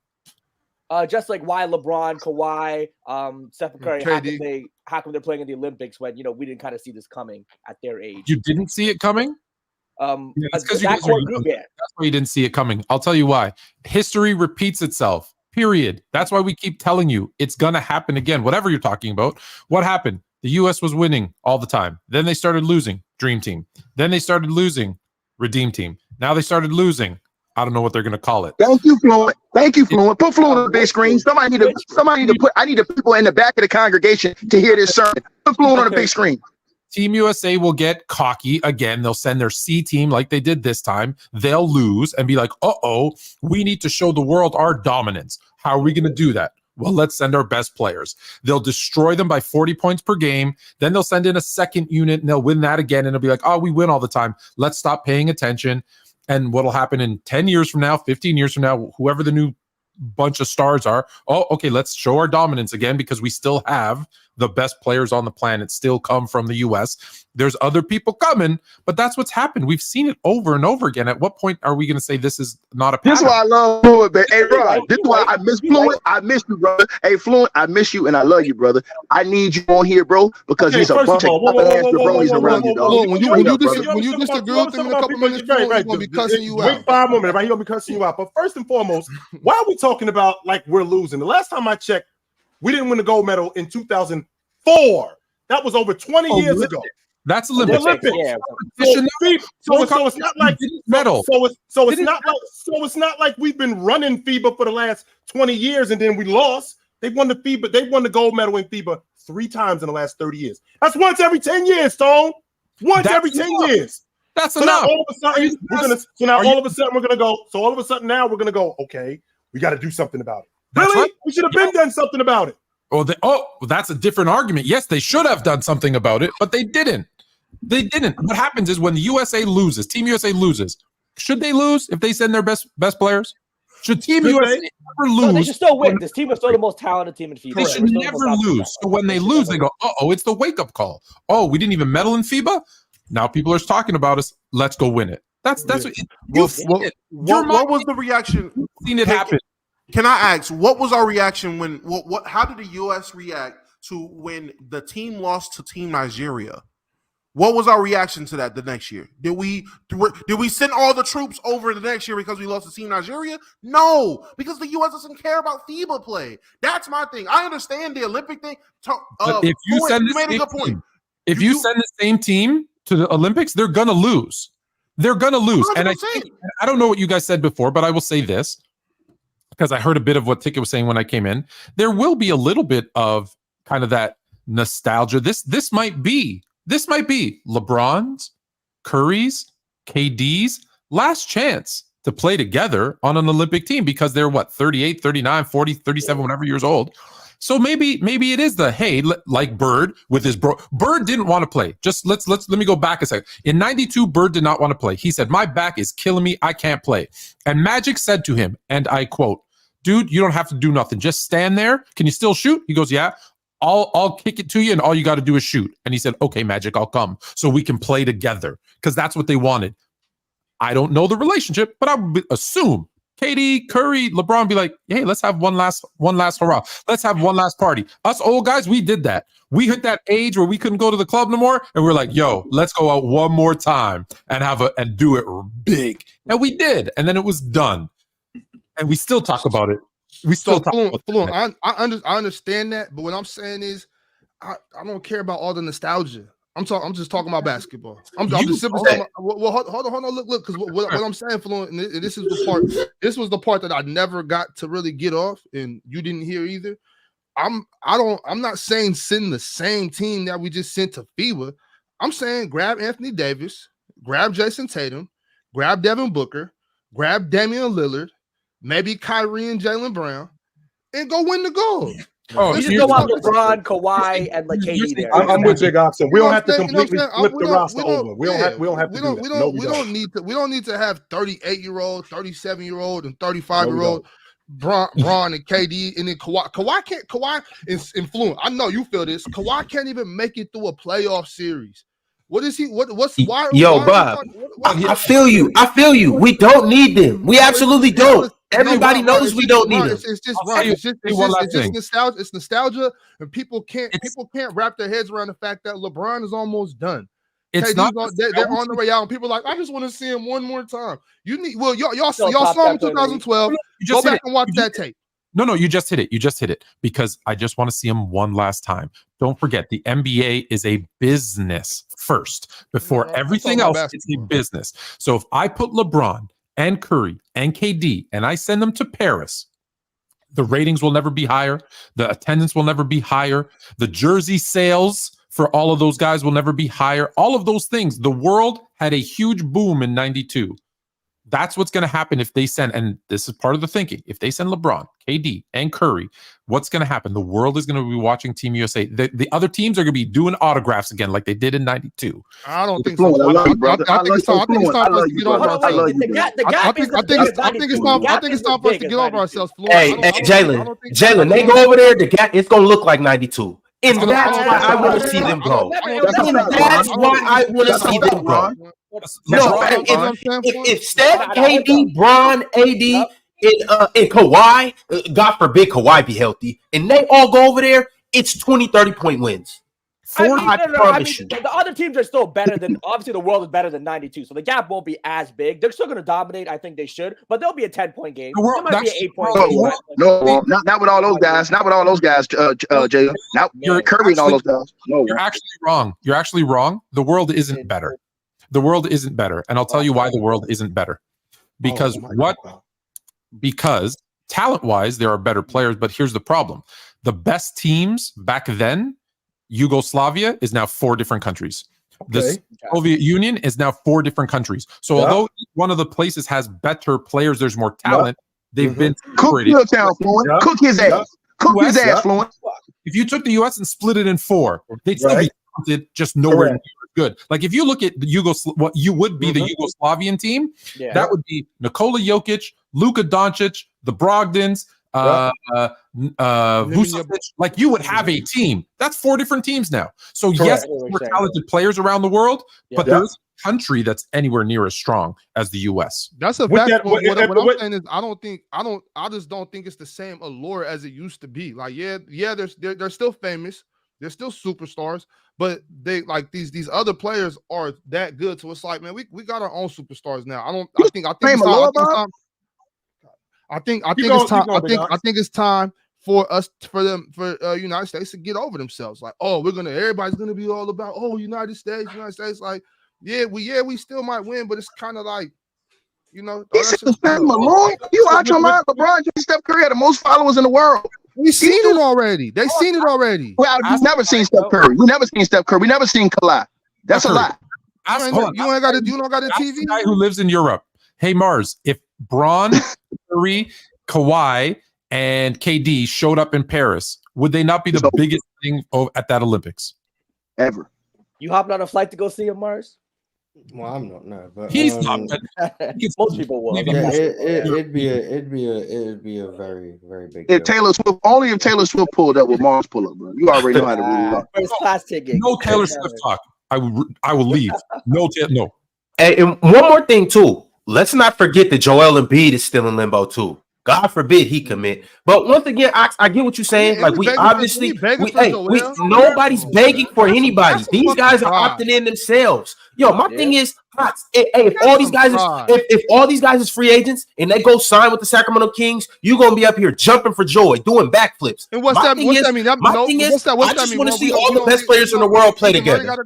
Does that mean Keegan Murray got to go? Because I'm gonna be tight. Joel African. What I want some 38-year-olds. He got three possible teams. He has the opportunity to play for France, USA, or Cameroon. Have some pride. Why? Because I think he's eligible for. He's dual citizen. He's an American citizen. He's from Cameroon. That's where he's from. Man, I know he went to college out here. That's who he should play. That's who I think he should play for. And the way it works, your descendants also depend on where you can play too. That's how Anderson. That's why he was able to play for China, because he got Chinese people in his family. I know that sounds nuts, but yeah, that's how he was able to do that. So with Joel Embiid, so Cameroon, and he's been in America. I think he's an American citizen. He's been here for over the last 10 years, so I think he is an American citizen. So that's the way that works. That's the way that works. I want to ask you a question. Hold on a second. So Tone, your logic to me is that the gap in terms of the European teams hasn't changed much. I'd like to think that 2008 Spain team that was in a dogfight with the U.S. team is not nearly the same as that Spanish team that in 1992. I'd like to think that Argentinian team in 2004 that won the gold medal isn't as close to as good as that Argentinian team in 1992. Not even close. When you look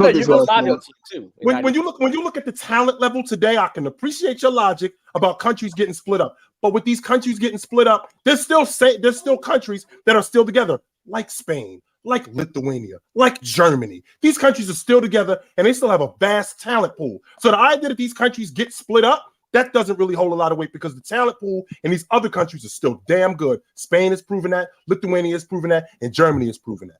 You're gonna say, okay, who's the best player on Spain right now, or for next year, 2024? Who is the best Spanish player? Yeah. Again, we're talking about the Spanish team. Let's see, Rudy Fernandez. He's Rudy Fernandez. Older, yeah.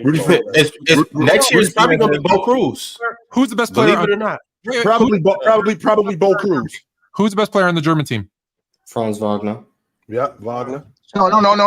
We ain't gonna do that. It is not Dennis Schroeder. No, just because he's gonna be balling though. He's gonna be balling. He won the MVP. Hold on, Tone. So was Chauncey Billups the best player on that Detroit team? Was he better than Ben Wallace? No, I'm saying, but Dennis Schroeder literally just outplayed all those guys in the competition. Simple yes or no question. Was Chauncey Billups better than Ben Wallace? Yes or no? Was Dennis Schroeder not the go-to guy for Germany right now? Your argument is based on him winning the league MVP. I'm asking, was Dennis Schroeder on this team right now? It's not the was he not the go-to guy? Was he not the go-to guy just now on Germany? Dennis Schroeder. It doesn't matter. Hold on, it doesn't matter. So if Rudy Fernandez is the best player in Spain, Wagner's the best player in Germany, and I don't know who's the best player in Argentina. They're all mid NBA players, and you're going up against a team of LeBron, Curry, KD. Like, come on, it's not going to be even. Respect Wagner. Whoa, Facts, first of all, respect France. Calling France mid. Okay, yes, Franz. Okay, fine, sure. Which obviously they are better, but the idea that these European teams have not gotten better, that's just not true, Tone. It's not. And Damo, compared to that Team USA, Franz is mid. USA, I got big love for Franz. He's mid. If all of those guys step out, hey, look, Franz he's gonna look like how Tony Kukoc looked in 1992. If Kawhi's out there, if Steph's out there, if Jordan or if James is out there, if KD's out there, if AD's out there, it's gonna be ugly for Franz. USA has to play Germany 2 weeks in. Kawhi's not gonna be there. Kawhi's going to rest. That's a rest game. Well, there might be better players in other countries. So there's more elite talent in the USA too. There just is. That's factual. There's more. It's going to be hilarious. I just want to ask you this one question. I want to ask you this one question. I'm trying to tell you, give me a break. If all those guys, I will die. SGA going to give him 30 piece. You can answer this question too. If all those guys do go, if it's Kyrie, if it's Devin Booker, LeBron, Steph, KD, Kawhi, if all those guys do go, they win the gold medal going away. No, I'm asking. No, that ain't my question. My question is that team better than the Dream Team? In 1992? That's a conversation we're going to have. I said the Dream Team. I ain't said the Redeem Team. I said that team Ron just named. Those guys Ron just named right now. Is that team better than the original Dream Team with Michael Jordan? No, I don't. Hold on. I want to get this clear. So LeBron James was still averaging 30 a game.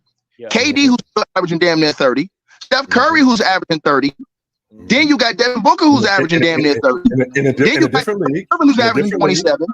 Then you got AD who's averaging around 25 and 12. Then you got guys like on all them other dudes that's on the team. Kyrie, I mean not Kyrie. All them other y'all name.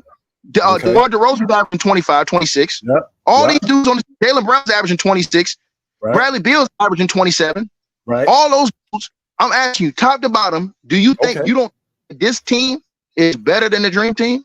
So let's discuss that really quickly, Ticket. So what's your theory on Anthony Davis? No, I'm saying, I mean, you talking about just Once again, Ticket. How do you feel about Anthony Davis? I'm not talking about injury. I ain't talking about injury skill time. I'm talking about skills, period. That matters, and that's the problem. We have to factor that stuff in. So again, what is your theory? What is your theory on Anthony Davis?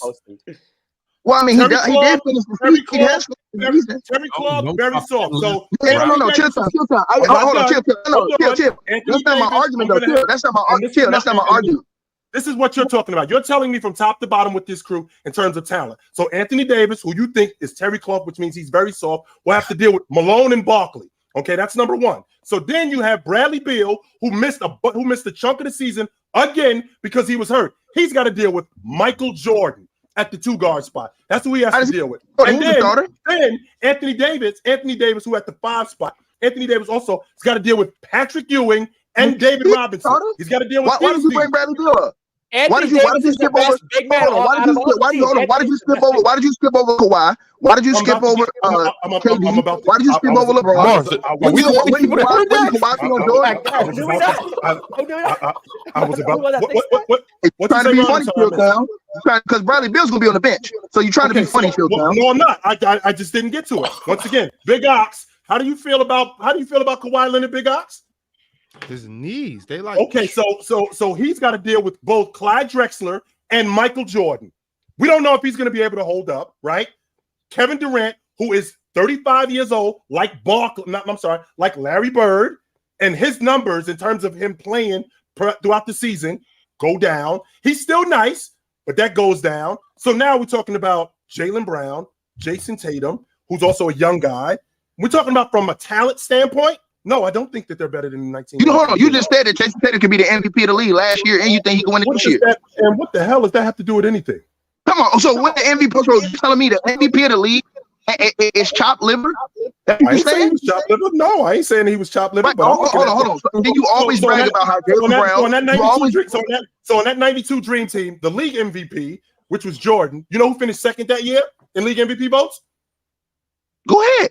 Drexler. So he's not chopped liver neither. So he's playing at that level. So Jason Tatum, he is. So they cancel each other out, right? They cancel each other out, right? So they cancel each other out, right? I'm not gonna say that they cancel each other out. No, I'm So not. Jason Tatum doesn't cancel out Clyde Drexler, in your opinion? The same Clyde Drexler who couldn't win a championship by himself, went to go join the team to win a chip? The same, because Tatum taking this team to the NBA Finals just like Clyde. Don't do this, Chilltown. Don't do this for me, Chilltown. You better back up out that water. You better back up out that water. I'm in it. You better back up out that water. I already got my Speedo on and my hat on. I'm already in it. You better have your snorkel on too. I'm already in it. I dragged you out to the deep water. Let's get it on. Let's get it. Yeah. Hey, tell them what it is, Fluent. Tell them what it is, Fluent. Put the Coach Prime chains on, Fluent. Put the Coach Prime chains on, baby. That's how we do it, baby. We shining everywhere we go. Believe that. To answer your question, no, I don't think the 92 Dream Team. No, I don't think that team that you just mentioned is better than so now I'm gonna say this right now, right? Fluent. Chilltown will still tell you right now. This is what the cap that they put on in this chat room. Hold on, I want everybody in the chat room to hear the cap that goes on. Hold on. Chilltown will sit up here and still tell y'all today that LeBron James, Steph Curry, KD, and AD are all top 10 players in the world right now. Chilltown will tell you that right now. Wait a minute. I ain't talking about no old school. None of this. Chilltown will tell you right now that starting five right now is still top 5 in the world, all of top 10. Tone, do I still think LeBron James is a top 10 player in the NBA? No, you do not. Okay, so we're done with that. Okay, so let's go to the other guys. So you think Jason is? I think Jason Tatum is a top 5 player in the game. LeBron out of the top 10. Got you. The left one don't get you stuck up. The right one will. So I got you. No, you don't. So you still hold on. You think AD is right? You think AD is right? You think AD is right? I think AD is a top 10 player. Yes, I do. Right. Okay. So you still think you still think that Steph Curry's a top 10 player, right? I do think Steph Curry is a top 10 player. Do you think KD's a top 10 player? I'm not sure that LeBron James is a top 10 player. I'm not sure. So LeBron, hold on. So the same LeBron James that you're picking right this year to win the world championship with the Lakers, right? Whoa. See, Ticket, you are something else. The same LeBron James who you are picking. No, you're not asking me. You just said that I said that. You're not asking me that. No, I'm saying, but he just averaged 30 a game last year. You 30, did not ask me that. You just said I said that, and I didn't say that. So okay, so Chilltown. Here's my basic point, right? On that dream team, here's what I think, bro. I think that it's closer than what we think, and I think that the separator is Michael Jordan. That's what I think the separator is. But the rest of those guys, I think it's closer than what you think, because the rest of those guys, if we're looking at these guys right now, bro, how many guys you saying is over Steph Curry on that dream team right now, outside of Mike and maybe what you call it? Other than Mike and Magic. Yeah, who else you saying is over there? Wait, but at that point, Magic was probably a little past his prime, a little more. No, come on now. Come on, David. Come on. This is what happens when you go deep in the water. You get cooked. Curry's probably better.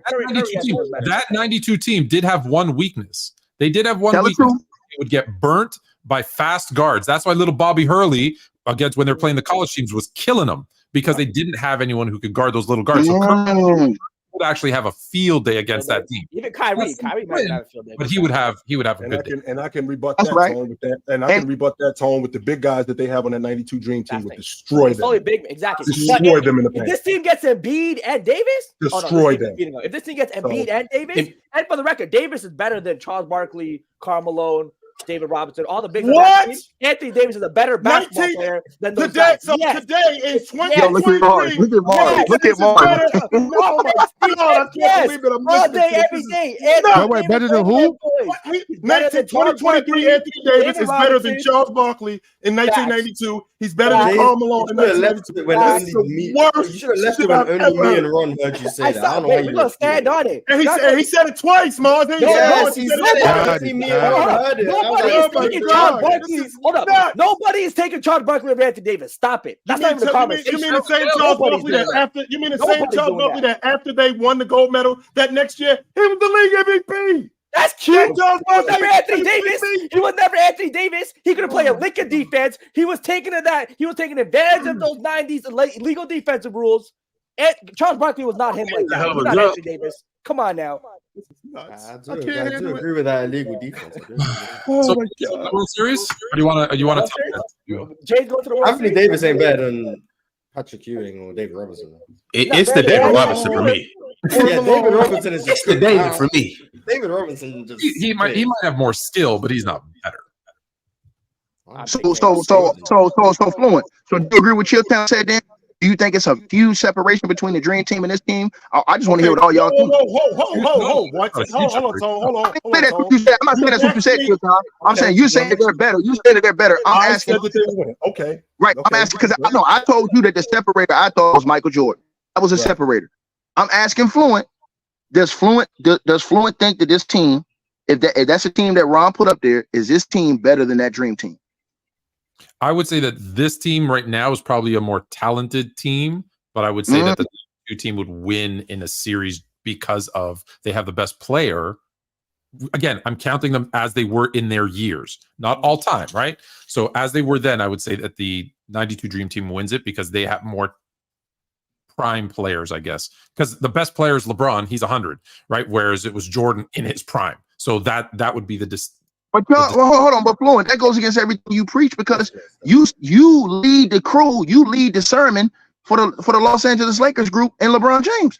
So how can you then, if you still consider him the creme de la creme of the NBA right now, how can you then say, hold on, how can you then take that back down and say, well, I don't know if he beat that against the Dream Team? Well, what do you mean? He is 39 years old. He's not the same LeBron James. And but you still putting him, you, I ain't talking about Chilltown, you. And I listen to you all the time when you're on the Fluent and Chill show on Thursday nights, whatever, 9 p.m. Eastern Standard Time, whatever time the hell y'all come on. I hear you cap all the time, capping ass, sit up here and tell us that LeBron James is still on top of the world. And you sit up here and you push a narrative that the Los Angeles Lakers are still the world championship favorites. So if that's the case, and the LeBron is still playing at that MVP level that you preach, you can't then say switch up your argument because we put them against the 92 Dream Team. Go ahead, Damo. Everybody now, it doesn't make it better than everybody then. That's two different arguments. Is the 2023 team going in the time machine and going back to 92, or are we taking the 92 team, putting them in the time machine, and bringing them here? No, Damo. He's saying, hold on, Damo. That was my point. Y'all sit up here. We all sit in here and say, if I ask everybody in this chat room right now, from Mars all the way to Jalen, if I ask y'all where y'all had those dudes that Ron just named ranked, all of y'all would have them ranked 1 through 15 right now, or 1 through 20. Except for DeMar DeRozan, y'all will put him lower. Y'all would degrade him, put him lower. Every other player you have in the top 20 in the world right now, and tell me I'm lying. Jalen Brown. How has Mars turned everybody against DeMar DeRozan? Hold on, Floyd. How not Jalen Brown? That logic doesn't work because Chilltown come here all the time and say Jalen Brown was all NBA. That has to mean he's one of the top 10 to 15 players in the world, right? To him, not to me. I don't vote for NBA. I don't vote for NBA. I got you, Mar. I got you. But all the other players, y'all would have 1 through 20 in the league right now, right? But the names were Steph, KD, yes. LeBron, yes. Kawhi, healthy. Kawhi, yes. Anthony Davis, yes. Bradley, Kyrie, no. Devin Booker. Kyrie's not American either.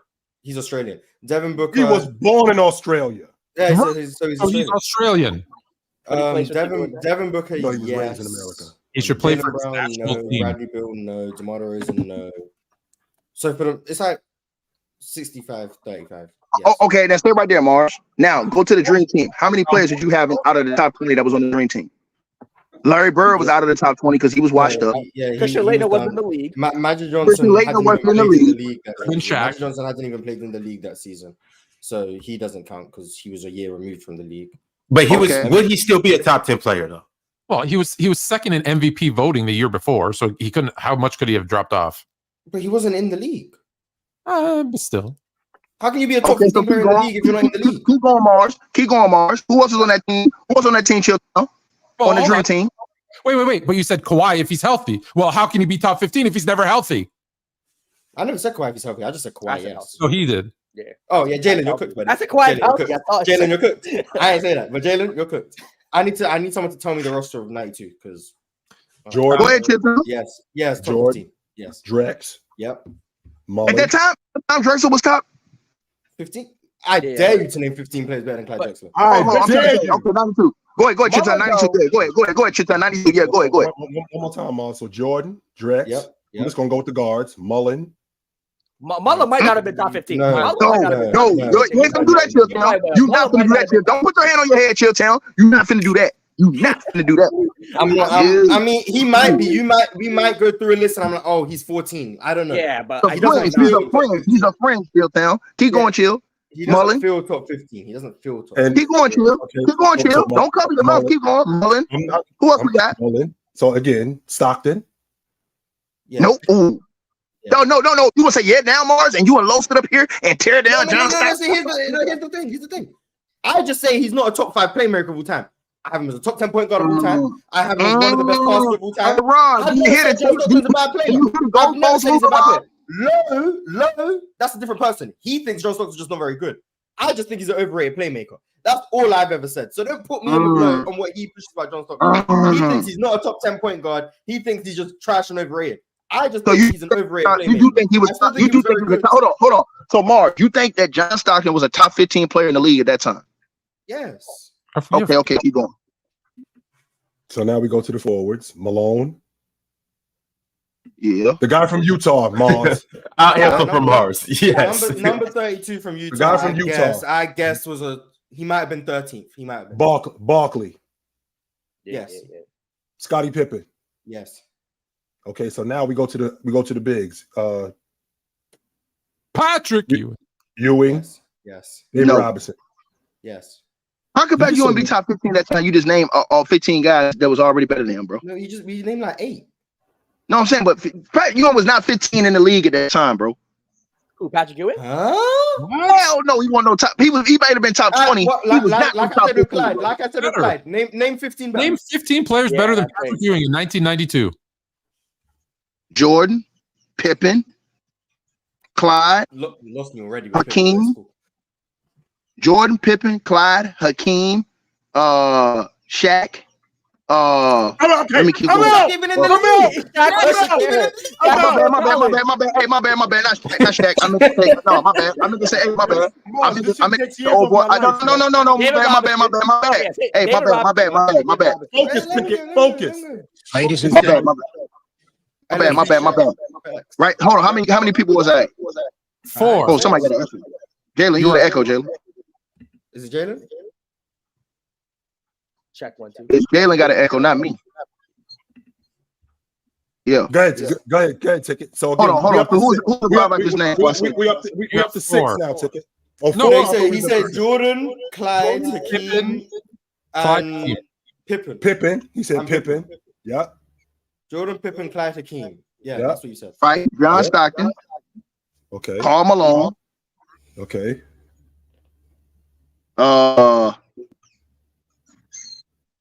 Dominique Wilkins. Dominique Wilkins. Dominique Wilkins. Isaiah Thomas. In 1982, Isaiah Thomas was better than Patrick Ewing. Okay, keep going. Isaiah Thomas. Hold on. Okay. Isaiah Thomas. Keep going, Ticket. All right, keep going. Let's see. Magic Johnson. And Magic Johnson. Focus, Mars. Focus. Hold on, my bad. Hold on, my bad. Not Magic. Magic had what you call it? My bad. Not Magic. So Magic is out. Okay, so Magic and Shaq are out. So we at 9 now. Hold on. I'm thinking about the Dream Team though. I'm thinking about the guys who was on the Dream Team, right? Wasn't Magic on the Dream Team? He was in the NBA. Yeah. There's 13 guys on the Dream Team, not Christian Laettner. So you got to eliminate Christian Laettner because he stunk. So there's 11. Yeah, but I'm still naming you guys that wasn't. I'm still naming you dudes that wasn't on the Dream. Hakeem wasn't on the Dream Team because he wasn't American. What you're saying is I'm eliminating Christian Laettner. The 11 guys on the Dream Team were all better than Patrick Ewing, so you need 4 more who weren't on the Dream Team. So you're saying Isaiah, Hakeem, and who else? Isaiah, Hakeem. Also, you had let me think. Well, he doesn't think Chris Mullin was better than Ewing. I don't think. No, I'm not saying that. No. I do think Chris Mullin was better than you. Hold on, no. I do think Chris Mullin was better than Pat Ewing. I do think so. Okay. At that point, So Patrick Ewing's dead last, with the exception of Laettner on the team, plus Hakeem, plus Isaiah, who was broken down.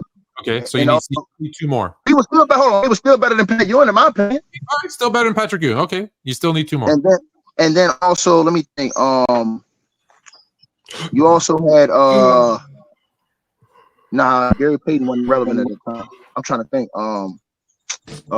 Who What's the boy's name, man? We Who? got him. This is No, we ain't got. How about Brad Daugherty ticket? All right. How about it's- Brad? it's How about push Brad Jordan. Daugherty? See you guys later. No, not Brad Daugherty. Hold on, not Brad Daugherty. Hold on. Daugherty. It's on my mind. I just can't think of the guy's name. How about Kevin? Hold on. David Robinson, the Admiral. We already got him. He's on the dream We team. already said him. All right, we already said him. So no Brad Daugherty. How about Dennis Rodman ticket? No. No. Dominique. What about Dominique? We already said Dominique. Dominique. Dominique. We already said Dominique. How about Tim Hardaway ticket? No. How about Mark Price ticket? No, Alonzo Warner, he was better How than about Pat. in 1992? Who hadn't played in the league yet? He was in the same with Shaq. Well, he hadn't played in the league yet. Hold on, my bad. No, you good. You good ticket. So how about Kevin Willis? Stop capping, boy. I know what you're trying to do. Hold on, I'm trying to think because I don't have no notes. I'm just trying to think out the fly. Well, that's what I'm saying. I'm going off the top of my head too, ticket. So I'm thinking about guys like Kevin Willis. I'm thinking about Kevin Johnson. How about Joe Dumars? Thinking about Joe Dumars. I'm thinking about let's see. Oh. Hey, hold on for a second, ticket. Hold on for a second, ticket. Leaf. Derek Coleman in 1992 was not better than Patrick Ewing. Mitch Richmond. Mitch Richmond was better. What about Mitch Richmond wasn't better? Mitch Richmond in 1982 was better than Patrick Ewing? No, he was not. Hold on. I gotta look it up. Hold on. I gotta look up his number 90. So I thought he was. Leafs a Nets fan, by the way. So right. Give me a break. Glenn Rice. Ricky Pierce. You guys have to be trolling. Reggie Miller. Oh, Drazen Petrovic was still alive in 92. He was not better than you. Oh, hold on. Reggie Miller's better. Reggie Miller. There you go. In 1992, Reggie Miller was better than Patrick Ewing. Reggie Miller led his team to the NBA Finals too. Reggie Miller was better. 8 years later. Yeah, not a 92. Yeah, not a 92 though, Tick. I don't think it's better than 92. No, I didn't say no. I'm saying, hold on. What was Patrick Ewing putting up in 92? 24 and 10, I think. 24. I think he finished third in the league in league MVP votes or something like that. Definitely something crazy like that. I'm still taking Larry Johnson. Might have been the best defensive player in the league other than Hakeem. Maybe. Man, I don't like him, bro. Ticket, you being an advocate. Yeah, I can tell you don't like him. There's clear some bias. The difference, though, Ticket, is you being an advocate for the big man, and you talk about the 90s and you talk about Joker. To say that there was 15 dudes in 1992, which, by the way, was the height of Ewing's career, to say there was 15 dudes better than him, that's nuts. Well, he should have been on that team anyways. He's Jamaican. Facts. Real yard, man. All right, fellas, it's about that time. As you can see by Fluent's chain, it's time to go ahead and talk about the North. We got two Northerners up on the show today to go ahead and represent the Toronto Raptors. So, as you guys know, we've been doing it over the last 4 weeks, 5 weeks, 6 weeks. We're going to talk about the Toronto Raptors. We're going to break down their roster. We're going to get expectations from these guys. And I want to hear what you guys think the Toronto Raptors will look like this year. Yes, go ahead. The first question that I have for you guys. Don't flow anymore. My bad. First thing that I have for you guys is for the Toronto Raptors, how do we grade their offseason? I mean, like a D plus. I think they missed out on Lillard. We saw what happened. I know Fluent talked about, I think on his show, how the trade kind of fell apart. I think Grady Dick was a decent draft pick. You know, we'll take that. But we didn't give Pascal Siakam a second. I mean, whatever floats your boat. But we'll take in terms of Pascal Siakam, we didn't get him a running partner, right? We signed Dennis Schroeder, kind of a stopgap point guard. We'll be there for a year or two. Let the build in the future. I think this season for the Raptors, it's really about what Scottie Barnes is going to become. I think last year we expected him to take the next step. You know, we had Kawhi Leonard comparisons of him coming out after that rookie season. He needs to develop his scoring a little bit. I think the passing and playmaking, I think is the potential is there. I do like his passing and playmaking in spurts. He just has to be a little more consistent. But if Scottie Barnes can make the jump to a 20, 23 a night type of guy while giving you elite defense, pair him up with Siakam, and the Raptors could make the playoffs. But if they also make the play-in or miss the play-in, I wouldn't be shocked either. Jalen? I'm with the just because I got love for LeBron, don't mean I can show love. That doesn't mean I can't show love for the Raptors too. We can support LeBron James as the GOAT and LeBronto and show love for the Raptors. When your heart's in two different places, It's okay. Facts. Okay. Fluent, how are you feeling about the Toronto Raptors offseason? The Raptors get a D for Dick, and a D for what's the coach's name? Dragon, because they got worse at the point guard position. They got worse at in coaching. They got significantly worse in terms of team chemistry, because now you've got the vice president, whatever the hell Masai wants to call himself this week, coming out and saying, we're not going to play selfish basketball like we did last year. And Siakam coming out and saying, we didn't play selfish ball. I've never been a selfish ball player my whole life. Sure you have. Every spin move layup that you miss in the fourth quarter that costs the team wins every season makes you a selfish player. So that team is D for disaster. They are talented and they are going to stink. They're going to lose a lot of close games. They're going to have Dennis Schroeder, like he much tried to do with Germany, shoot them out of games where he's going to put up 20, 25 field goal attempts at a game and go 4 for 25. You still have the OG Anunoby and Pascal Siakam butting heads over whose team it is, because they both want to be the guy. OG's not that good, but he wants to have a bigger role in the offense. And you're putting that all on a rookie head coach in a roster that didn't get better. This team is going to be significant. Every year coming in, I've said, hey, the Raptors are going to be better than you think. This will be, and I've been right. This will be the first year that I'm telling you they are going to be worse than you think, and you're looking at a lottery team. So you know what? Get your tickets now, actually wait to get your tickets because they'll be cheaper midway through the season. Damo, do you think that the Raptors will be a lottery team or a play-in/playoff team? I think they can actually be I think they can surprise everybody and be a playing team. I don't think they'll end up being a lottery team personally if they stay healthy. I like some of the decisions they made. They lost Van Fleet, but I like Dennis Schroeder for them. Of course, we all know the best pick in the draft they got, which was the Dick, the Grady Dick. That's the only way you can address him, as the Dick. I didn't realize they got McCord Maker either. I'm looking at the roster right now. I didn't realize they got McCord Maker. I'm very high on McCord Maker. So, question, Damo. Real quick question for you, Damo. Is Dick in the ball? Dick is going to ball out. I promise. Talk about it. Dick's gonna I let couldn't him hang, resist, Tom. Dick's gonna let him hang for real. Couldn't resist it, Tom. Yeah, I think McCord Maker, if he can show something, I trust him as a rookie. He's probably going to develop pretty well out there. And this is crazy coming off of a comment of Grady Dick, but this team's long, man. Like this is a long unit. I feel like their defense is going to be deep. Damo, Dick from deep. I think this unit is going to actually. I think this unit is actually going to present a lot of issues for teams with their ability to be switchable. Their ability to put different defenders on any given night. Their ability to put different defenders on guys any given night, that might prove to be some problems for a lot of teams. This team could be surprising. I got a little faith in them. You're not worried about their defense because they're going to be at a disadvantage wherever they put the Dick on. That's crazy. No, but Damo, in all seriousness though, they've been long. They've always been a long team. They got longer, guys. That was their thing. They wanted to be long and versatile, right? They still haven't addressed their biggest problem. Why did they lose to Philadelphia? Because they're small. They still don't have a big man, a legit big man. They still don't have they got Precious Achua and Tone. I keep saying Nako's a nice big man. He's a good big man. Oh, but actually, wait. You know what? You're gonna listen. They're still gonna stink, but actually watch for Christian Koloko, who I told you last year was going to be better than you thought. He looks better in this offseason. I've seen him training. He's going to have a good year this year as well. You're going to see. I'm sorry. And I was about to say Christian Koloko, Yako, and again, I'm gonna say his name again, McCord Maker, who is a 22-year-old rookie. He's not your average skinny 19-year-old guy out of Africa coming into the league. He's been in prep school. Yes, he's the cousin of Tom Maker. He's Tom Maker's cousin. Yes. Okay. He's Tom Maker's little cousin and went to HBCU. But I mean, there's definitely bust potential. But when you're playing with Dick, everybody has bust potential. But They're gonna come correct.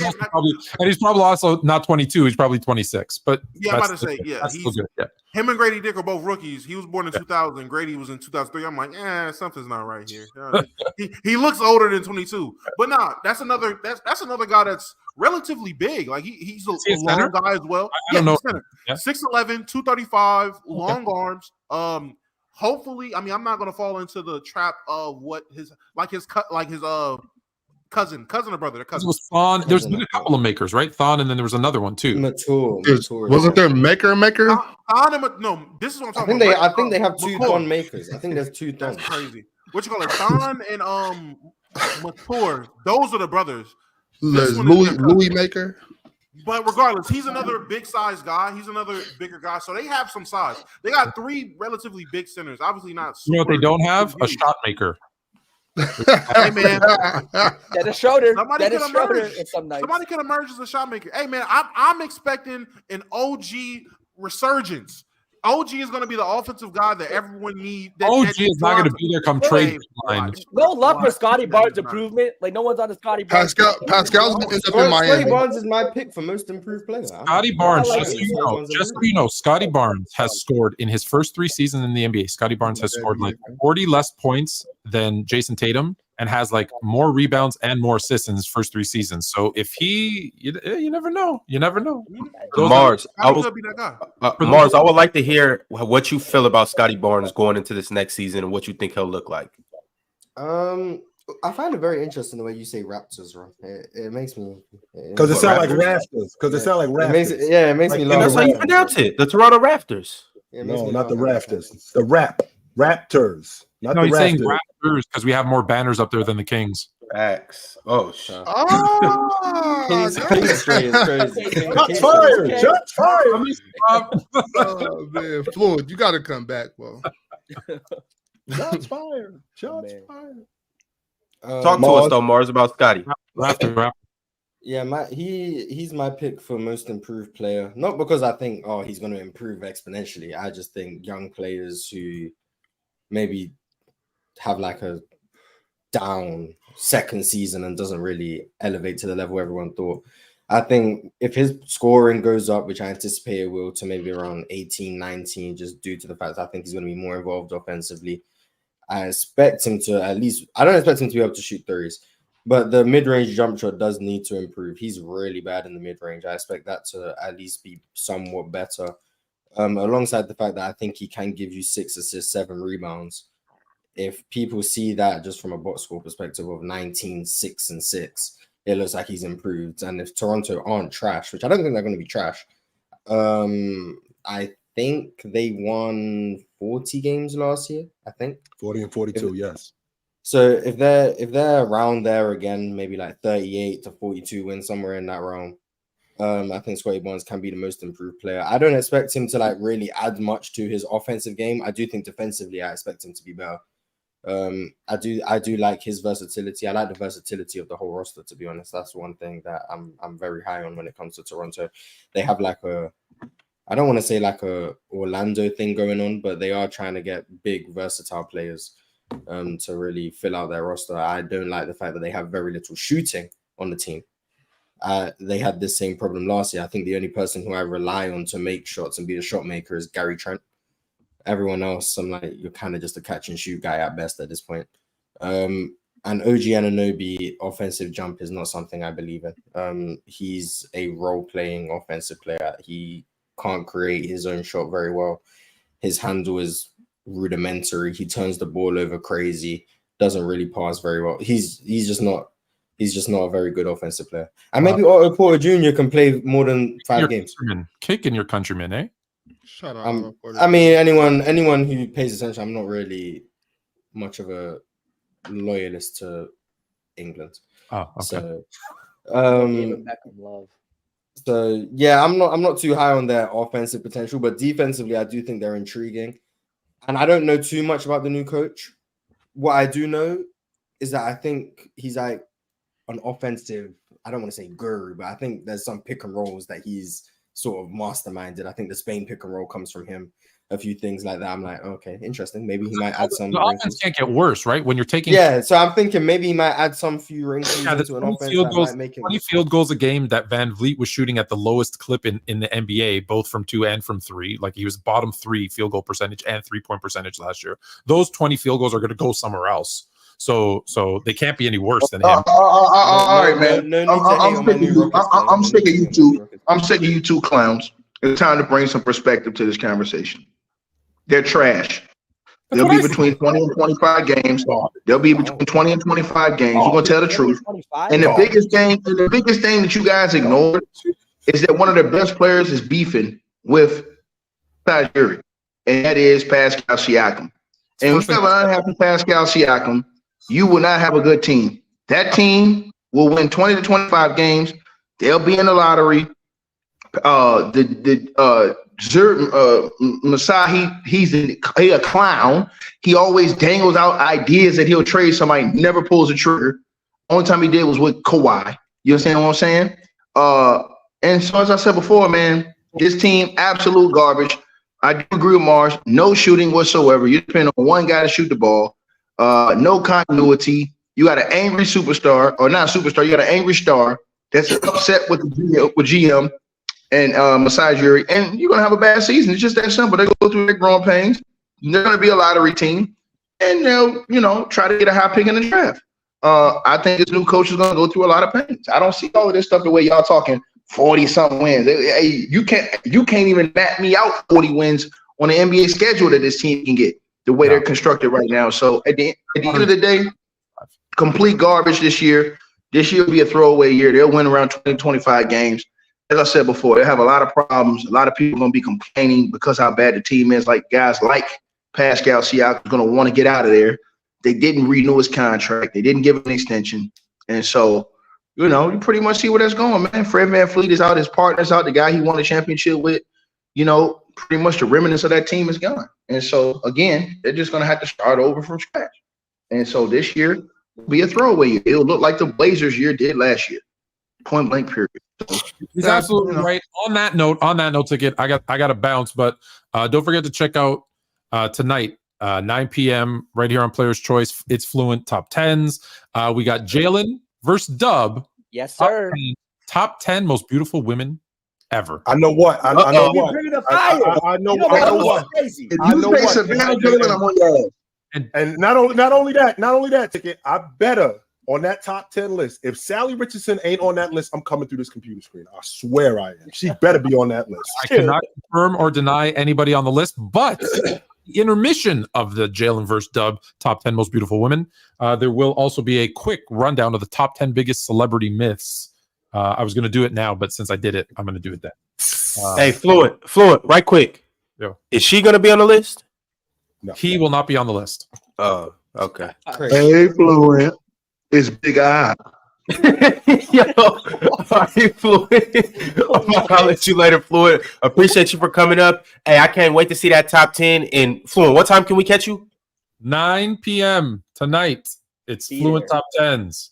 All right. Go Jays tonight.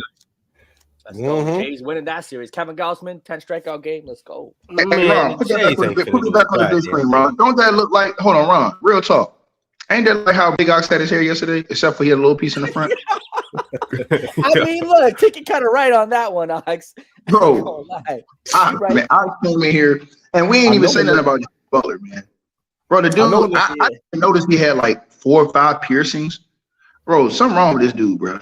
That's all I'm gonna say. He doesn't love the game. Prince did it about the game. Bro, Ticket, you gotta get, man. It is not 1905, man. Let that man. What's wrong with his piercings? He doesn't love the game. If you love the game, you don't get those piercings, man. If you love the game, bro. What was wrong with the piercings? Bro, listen, man. Jimmy got mental problems, man. That's all I'm gonna say, bro. Mental problem. He's mentally unstable because he has some extra earrings. Are we serious? Ticket. Were you a Prince fan in the 90s? Were you a Prince fan? The man got 3 piercings in his mouth, bro. Come on, man. What's the problem? That's clearly a sign of mental issues, though, man. Hold on. Damo, do you have a tongue ring? Yes. I don't. That'd be kind of wild, though. I ain't gonna lie. I don't. That is kind of wild. But nah, I'm pussy. I can't. I'm too scared to get it. So that's me. But I don't mind a tongue ring. I don't care if people have tongue rings. Now, if a girl gets it, it's cool. Like, you know, if you with your girl, she get a tongue ring, that's cool. But nah, dude, getting it's a little weird. But you know, to each his own, I guess. What makes it weird, Jalen? It's a sign of mental issues. I don't know, dude getting a tongue ring. It's just weird. I don't know what to tell you. It's just weird. No, lottery. It's just weird. In it's 2023. Weird. What makes it weird? Shoot, I tell you the truth. I ain't got no reason. It's just weird. Fellas, we gonna transition back to the Raptors. Hold up, though. Let's be real. People, the dudes you meet with like 3-4 piercings, tattoos on their face and stuff, they're kind of weird dudes. Let's keep it 100. I don't judge guys. I think they're weird dudes. Nah, they're not. Ox has a tattoo on his face. Tattoo. He could be exception. I gotta see. Oh, he's an exception. Oh, that's crazy. Hold on. I'm just saying. A lot of dudes. That's crazy. The way you just walked that back. I'm saying. Let's keep it real. 90% of dudes with like 5-6 piercings on their face, they're weird dudes. Hey Ron, I will say I am proud of Victor Wembanyama for showing up to practice yesterday looking like a man and not looking like a damn fool. He showed up with a nice haircut. And I can now get back on the with Victor Wembanyama train. Chilltown is the coast is clear for us. It was almost like it was just in the middle of the summer and he was just doing something different because it's a haircut and it's a color that he can get changed. He was going down the road of mental issues. He was close. So he didn't love the game, and in media day he started to love the game. But then he heard Ticket and Chill say, "Nah." Yeah, he heard me and Chill. He heard me and Chill getting on him, so he switched it up. He knew what time it was. Exactly. Chilltown, can you tell me your expectations for Toronto this upcoming season? Put that on the big screen, Ron. Put that on the big screen. Ron, look at the tongue piercing. Look at the 3 tongue rings. Forget Ron. You want somebody's sister, bro. Come on, bro. What are we doing? Chill. Ron, what are we doing, bro? He's in his Prince era, man. We keep telling y'all, he's in his Prince era. He's in his rock star phase, man. Come on, man. Come on, man. That's crazy. That's James Brown. That's not even Jimmy Butler. That's James no, Brown. that's not. That's not. That's James Brown. The dude, that's not James Brown. His name is Jermaine Stewart. Geez, it looks like Jimmy. That's Jimmy Butler right there. Jermaine Stewart in the 80s. So I just want to put that on your mind, yo. Chilltown, you had that hair in the 80s? Never. I had a box with a hook part in it. It was cleaning in the kitchen sink too. But hey, I'll tell y'all somebody would do something like that though. Big Ox Bob do that. If people talk, Big Ox seem like he'll do anything. Big Ox need to be on one of them shows like what's the name of that show? Fear Factor. Bob need to be on them type of shows. Big Ox is jumping in a tub full of cockroaches. He doing that. Big Ox is doing that. Eating all of them. Eating all of them, Ron. He don't care. Guys don't care. But to answer your question, Ron, so the Toronto Raptors, one of the worst 3-point shooting teams in the league this year. They did not address that. Usually when you go into the offseason to get better, you address the issues that you had. They were one of the worst 3-point shooting teams in the league. They did not address that. They were one of the worst defensive rebounding teams in the league. They did not address that. So just those two things alone, you don't rebound and you can't shoot the long ball. That suggests to me in the Eastern Conference, which is just as tough this year, if not tougher than it was last year, and a guy in Scottie Barnes who averaged the exact same amount of points this year as he did last year. He didn't do much. He didn't do anything different this last season as he did as a rookie. So I'm not really seeing the improvement that Jalen is talking about where he's going to average 22, 23 a game.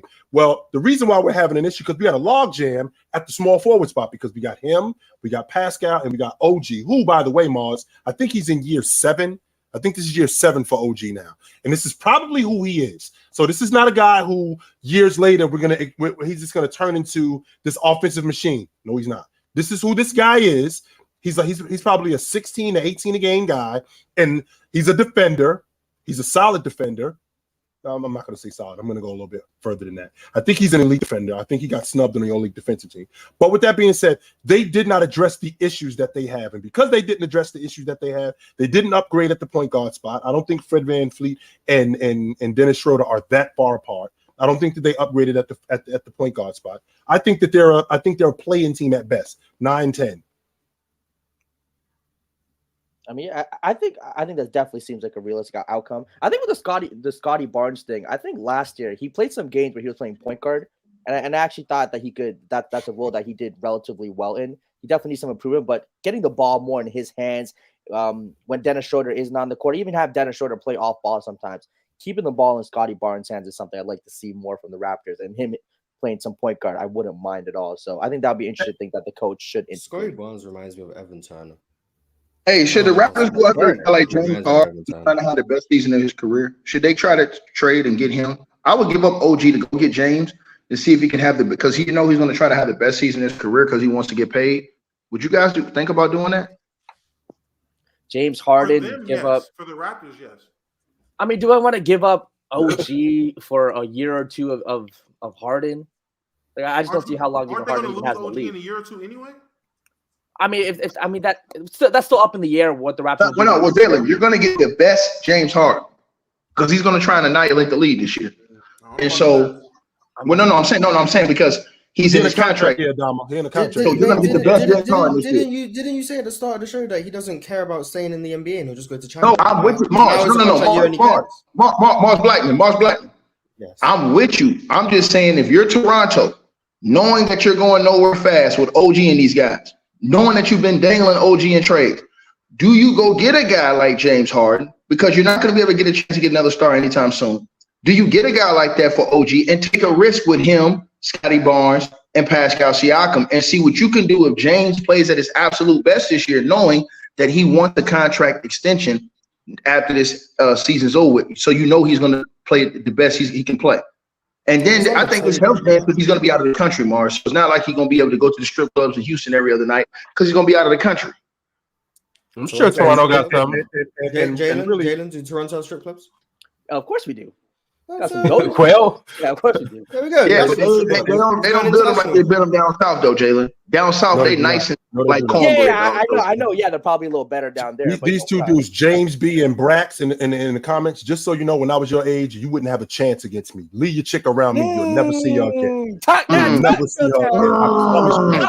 Stay talking slick about me, and you stay talking about me at my age. When I was your age, leave your chick around me. You wouldn't have 5 minutes. You'd be over, boy. Over. Jermaine taking him down like he was 3.5 minutes, maybe even 4. Shout out to those 1800s women. Shout out to them. In the words of Biggie Smalls, don't leave your girl around me. I was that for real. True player for real. I don't know. All right, but so my last question for you guys with the Toronto Raptors is do you guys see Pascal Siakam or OG Anunoby making it to the trade deadline? No. Well, here's the problem. I expect at least OG to be gone. I think one of them definitely gets moved. One of them definitely gets moved. One of them will be gone. Well, what's the holdup thing, guys? Y'all keep saying one of them gets. You keep saying that though, Mars. What's the holdup? We've been doing this for 2 years now. How long has OG been on the block? I think. How long has Pascal Siakam been on the block? We've been doing this for 2 years. They're probably asking. They probably are, and then them seeing what Phoenix got from Mikal Bridges. Maybe they're trying to get something similar for OG. Now, do I agree? No, because I think Mikal Bridges is clearly the better player. But maybe that's their thinking. We got this elite level defender who can put up scoring numbers, but in a bigger role, maybe he puts up 24, 25. So we want 3 first-round picks, or we want to get a superstar back in the trade for him. I wouldn't do that personally, but I would have been traded him for whatever I could get, to be honest, because I'm trying to start the rebuild if I'm Toronto. There's no route to success. Right. Pascal Siakam and Scottie Barnes and OG Anunoby. So I try and rebuild, get the ball in Scottie Barnes' hands, and just start again. But I think they got a log jam. If you add James Harden, doesn't that help a little bit if he's motivated to try to get a new contract? You got to distribute. It doesn't. With the landscape of the Eastern Conference, James Harden and Pascal Siakam is not matching up with Boston or Milwaukee. It's just it might make them a better playoff team. They might be a hard out in the first round, but they're going to run into Boston, Milwaukee, and lose. It's not much of an. I'd much rather have a losing season, get a high draft pick, than go to the playoffs and lose in round 2. Like, that's me personally. I just don't see the point in. So you basically want to start over. That's basically you want to start over. I start over. Yeah. My point is this. My point is this. I feel like James has to be motivated this season. If Toronto makes the deal for him, right, Jill, at Mars, get him. He displays himself to be at a very high level this year, right? Let's say he comes out, he's 28 points a game, lead the league in assists, something like that, and they do have a pretty good season. Then you can use him in a sign and trade next year in the off season if he doesn't want to stay there. Because now more teams will probably want James Harden on a 3 or 4 year deal if he can show that he can still play that level, do a good job, and lead that team, right? Versus what he can do now. The problem with that logic, though, Ticket, is that you got to hope that James Harden signs with you, as opposed to. I said sign and trade. I said sign and trade. That's what I mean. You have to hope that he signs with you. Yeah, he has to agree to the sign. No, I'm saying hold on, check that out. But no, that's what I'm saying. I'm saying it would be teams that would knock on the door to say, okay, if they see James Harden playing at his best this year, right? Which I think Toronto's a perfect situation for him to go do that, to play at his absolute best that he can display, right? Because they'll be a team. No. So that's what I'm saying. I'm saying if he does a solid job with them, they're a playoff team. Okay, they get bounced, whatever. But he proves that he can still play at that level and that he's done a great job. Don't you think that then in the offseason, they can move him in a sign and trade and get even better pieces for him than they could get for OG? Yeah, no, OG. Yeah, right. I think the point is James Harden doesn't have to agree to a sign and trade. He could just go sign. No, I agree. No, Mars. Listen, what I'm saying. Like, I agree with what you're saying. That would be like, yeah, he's gonna do Toronto a solid. No, Mars Blackman. People, I'm saying. I'm saying James Harden wants his money. This is the thing about this season. He wants his bread. So I'm saying if he has options, they can then say, okay, we'll do a sign and trade, and they can get more assets for him if he falls out versus what they can get at any time for OG and Noonan. And that does make sense, Ticket. But the question is this: will James agree to that? He's even if they were to get more from him, he wants the money, right? But with that being said, if we using that logic, Ticket, we can say the same thing in Philadelphia. What happens if he balls in Philadelphia again this year? He's a 20. But he's not guy. He's already made it clear he's not staying there. He refused to show up to camp. He's not showing up to camp. He already flew off, and he missed the team flight to camp, so he's not going to camp. All I'm saying, he doesn't want to be there no more. He's not going to play there no more. He doesn't want to be around. He doesn't want. The problem is Morey. I don't think it's Philadelphia. It's Morey. But they're not firing. Hold on. But they're not firing Morey. They're not firing Morey. So he's not going over there. So all I'm saying to y'all is this: if James Harden goes out and has a big time season this year, in the off season, he's going to have a plethora of teams that want to maybe do business with him going forward. Because there will be teams with cash. All I'm saying is this: if you giving him a list of teams that they're willing to work with, and he agrees and says, "I do the sign," he's going to want to get his money. It ain't going to be like, "Oh, I don't want to get my money." He's going to want to get his money. So it will be 4 or 5 teams out there. Maybe OKC. Maybe they're balling this year, balling out, and then they say at the end of the season, "Damn, we can go bring James back, put him with old boy SGA." And a couple of other guys, man, we might be right back in contention. So that could potentially happen. So that's all I'm saying is like, bro, I think if I was Toronto, I would make the deal to get Harden because he's motivated and he's going to come in looking to have one of those MVP type seasons where he's putting up a whole bunch of numbers. He's leading the league in assists, and they probably have an over 500 record. And make it to the playoffs, maybe get beat in the first round, but he has a good showing. That's good enough for him to get a 3-year extension, maybe a 4-year extension, and a sign and trade. That's all I'm saying. And if you're OKC, boom, go ahead, my bad. Ticket, I see what you're saying with Toronto, and I actually agree with you. I don't think it'd be a bad move, but I also agree with Morris too. Like, you're not gonna win shit with James up there, but the one thing that is a positive is James will come up there. I guess maybe Scottie Barnes can learn a thing or two from James. Who knows? But he will balance out the offense. He'll give him more offensive firepower. He'll be a superstar personality up in Toronto, which they don't really get every year.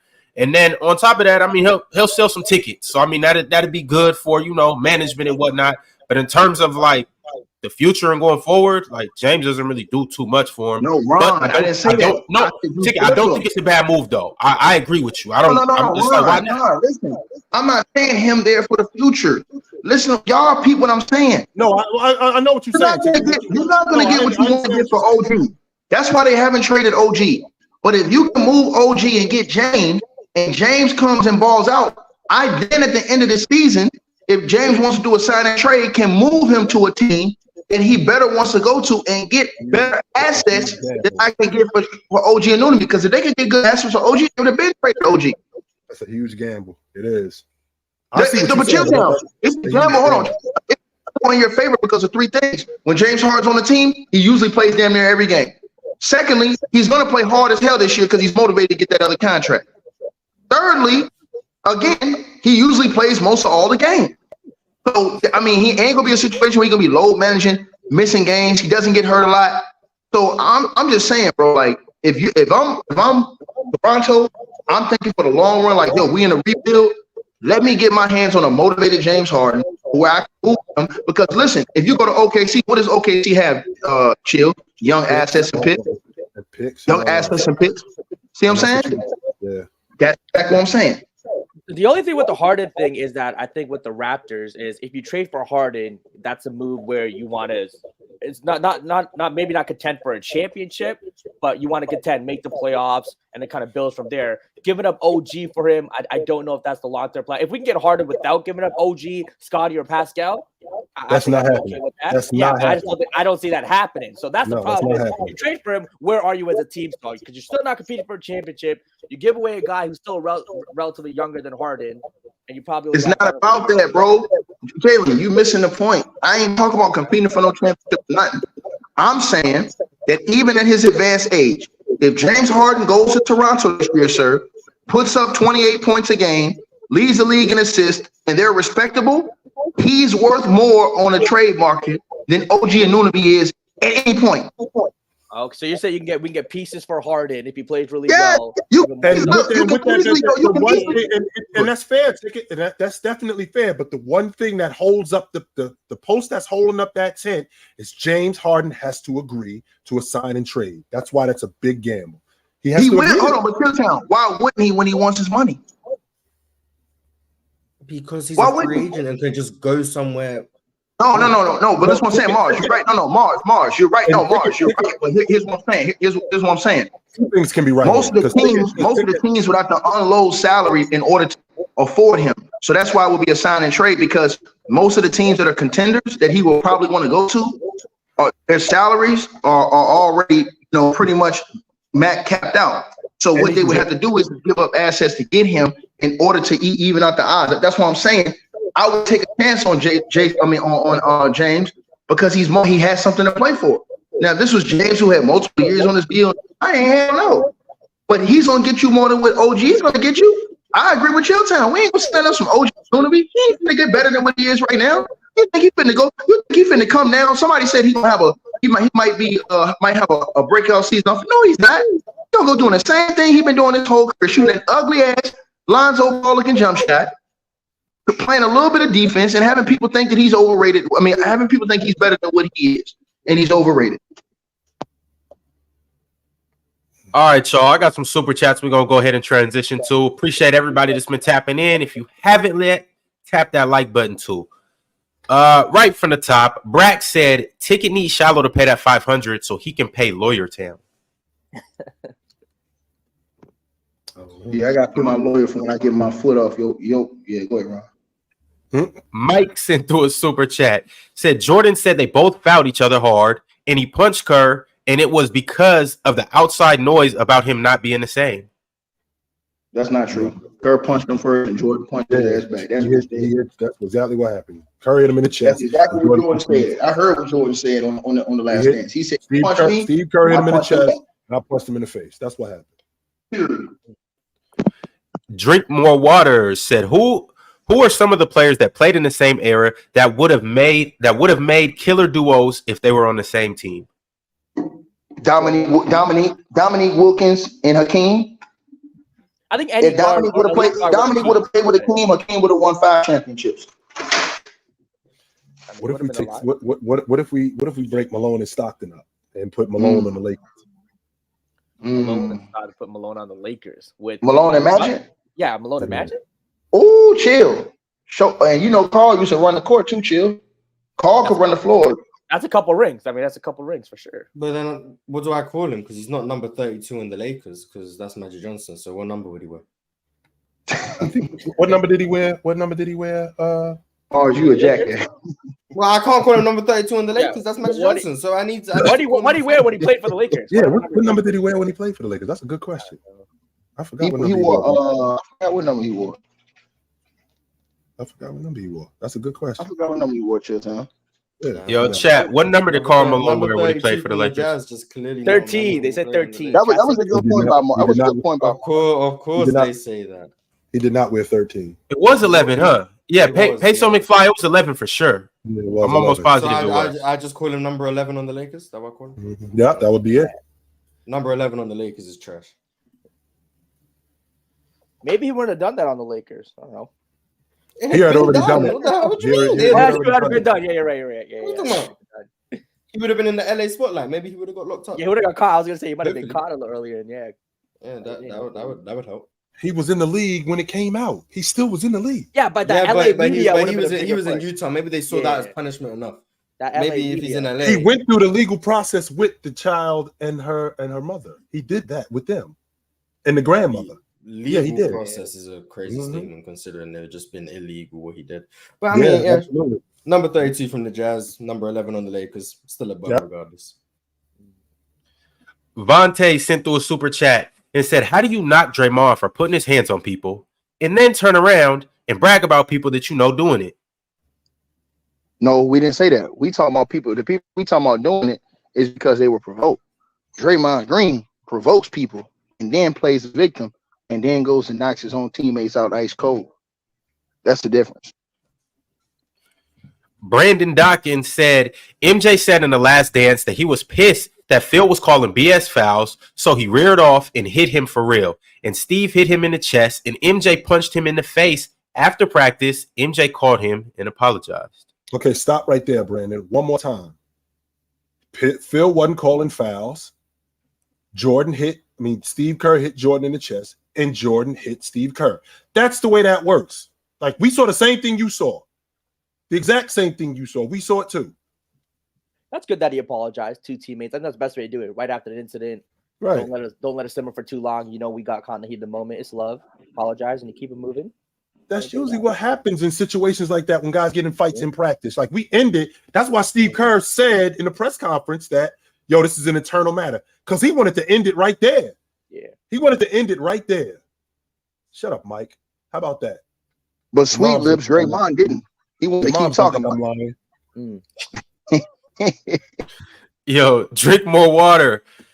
Coming through with the super chat, he said the offense will primarily be a pick and roll, which is what Terry Stotts ran a lot in Portland with Dame. A lot of Dame and Middleton ball handling with Giannis rolling and drawing the defense. I want to see more Lopez in the post this year. I'm getting emotional and you call me a liar, but I'm emotional. You got some nerve, Goofy. Anyway, I would like to see that too. They are running more. I think Terry Stotts is going to be the offensive mastermind. Well, I don't want to say mastermind. He's a good offensive coach. Yeah, he'll be the offensive, I guess, coordinator, like it's an NFL thing. And Adrian Griffin will handle the defense. How do you guys feel about the dynamic of having coaches, I guess, similar to like the Mike Brown and Steve Kerr thing, where Mike Brown got the defense, Steve Kerr got the offense? How do we feel about that dynamic? And then also, how do we feel about Terry Stotts and Griffin with the Bucks? I don't like basketball. I don't like basketball. I do. The reason why I like it. Go ahead. The reason why I like it. The reason why I like it is because, first of all, Dame's going to a new situation. So him going to a new situation, in order for him to be as productive as he can possibly be, there needs to be some sort of familiarity. Well, he got Terry Stotts. With Terry Stotts being there, that offense, which I think is going to change, he can help him transition into that. It's not just, Ticket, you know this being a ball player, it's not just give me the basketball wherever and I'm just going to be nice. No, systems change, and some guys can get screwed up in different systems. And the fact that Terry Stotts is there, I think that's going to help Damian Lillard. I disagree. I don't disagree with that statement. I disagree with the statement that the two different coaches in basketball. I don't like that, and the reason why I don't like it is like an offensive coordinator and defensive coordinator is because when you have a head coach, man, and you do something wrong on offense, but the head coach may want you to do something else, it can end up being a confusion, bro. At least when you have a head coach who's running the whole ship, you know what you want, when you want, and how you want it, and you don't have multiple voices barking at you on the sideline telling you what to do. You know what I'm saying? I don't want Terry Stotts saying, hey, do this, do that. And then the coach says, I ain't want to do this. And then I say, well, he told me do this. I don't like that.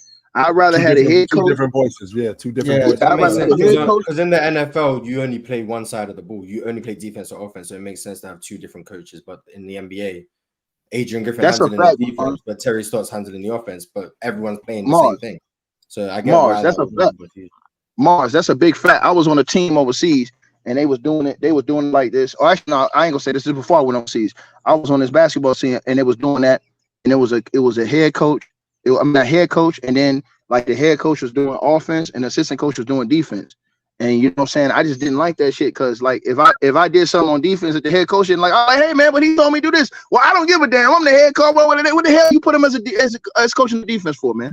What the hell is? You know what I'm saying? So that type of stuff go on. Like you just got to communicate before. Like the coaches just got to be on the same page. If Terry Stotts says this is how I want to run my offense, and Adrian Griffin says I don't really like that because it goes against what I'm trying to do on defense.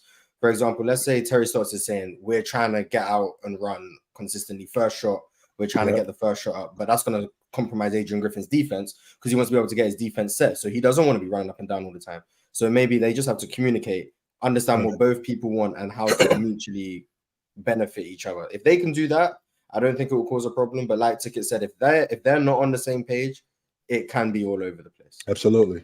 Is there a coach who we consider to be elite, quote, offensively and defensively? That's why I know like they're like a coach we just think is. Yeah, there is Larry Brown. Larry Brown was a coach who mastered it on both ends. I mean, because he was all around just a good coach. I mean, you thought more defensively. You thought more defensively. Yeah, I thought it was more defense. I thought more defense with Larry for sure. No, hold on. But what I'm saying is this though. If you look at Larry Brown and other teams, he was able to innovate. It wasn't because he was a good coach defensively. It's because of the personnel. The personnel he had was defensive personnel. You understand what I'm saying? But when Larry Brown was in situations where he had offensive personnel, they scored numbers when he was in college, when he was in the pros. All you got to do is look at different teams. So, I mean, as you said before, those teams talking about Larry Brown defensively, that's because you had most defensive guys. When he was in Philly, most of those guys were defensive. When he was in Detroit, most of those guys were defensive minded. So that's where he coached to his actual talent. You know what I'm saying? But you had guys like that. Some people would say Phil, but we all know Tex Winter was a master of the triangle. So you got to kind of pull him back from that.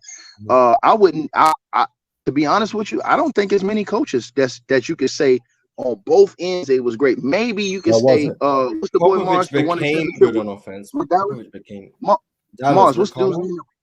Yeah, Rick Carlisle was good on offense and on defense.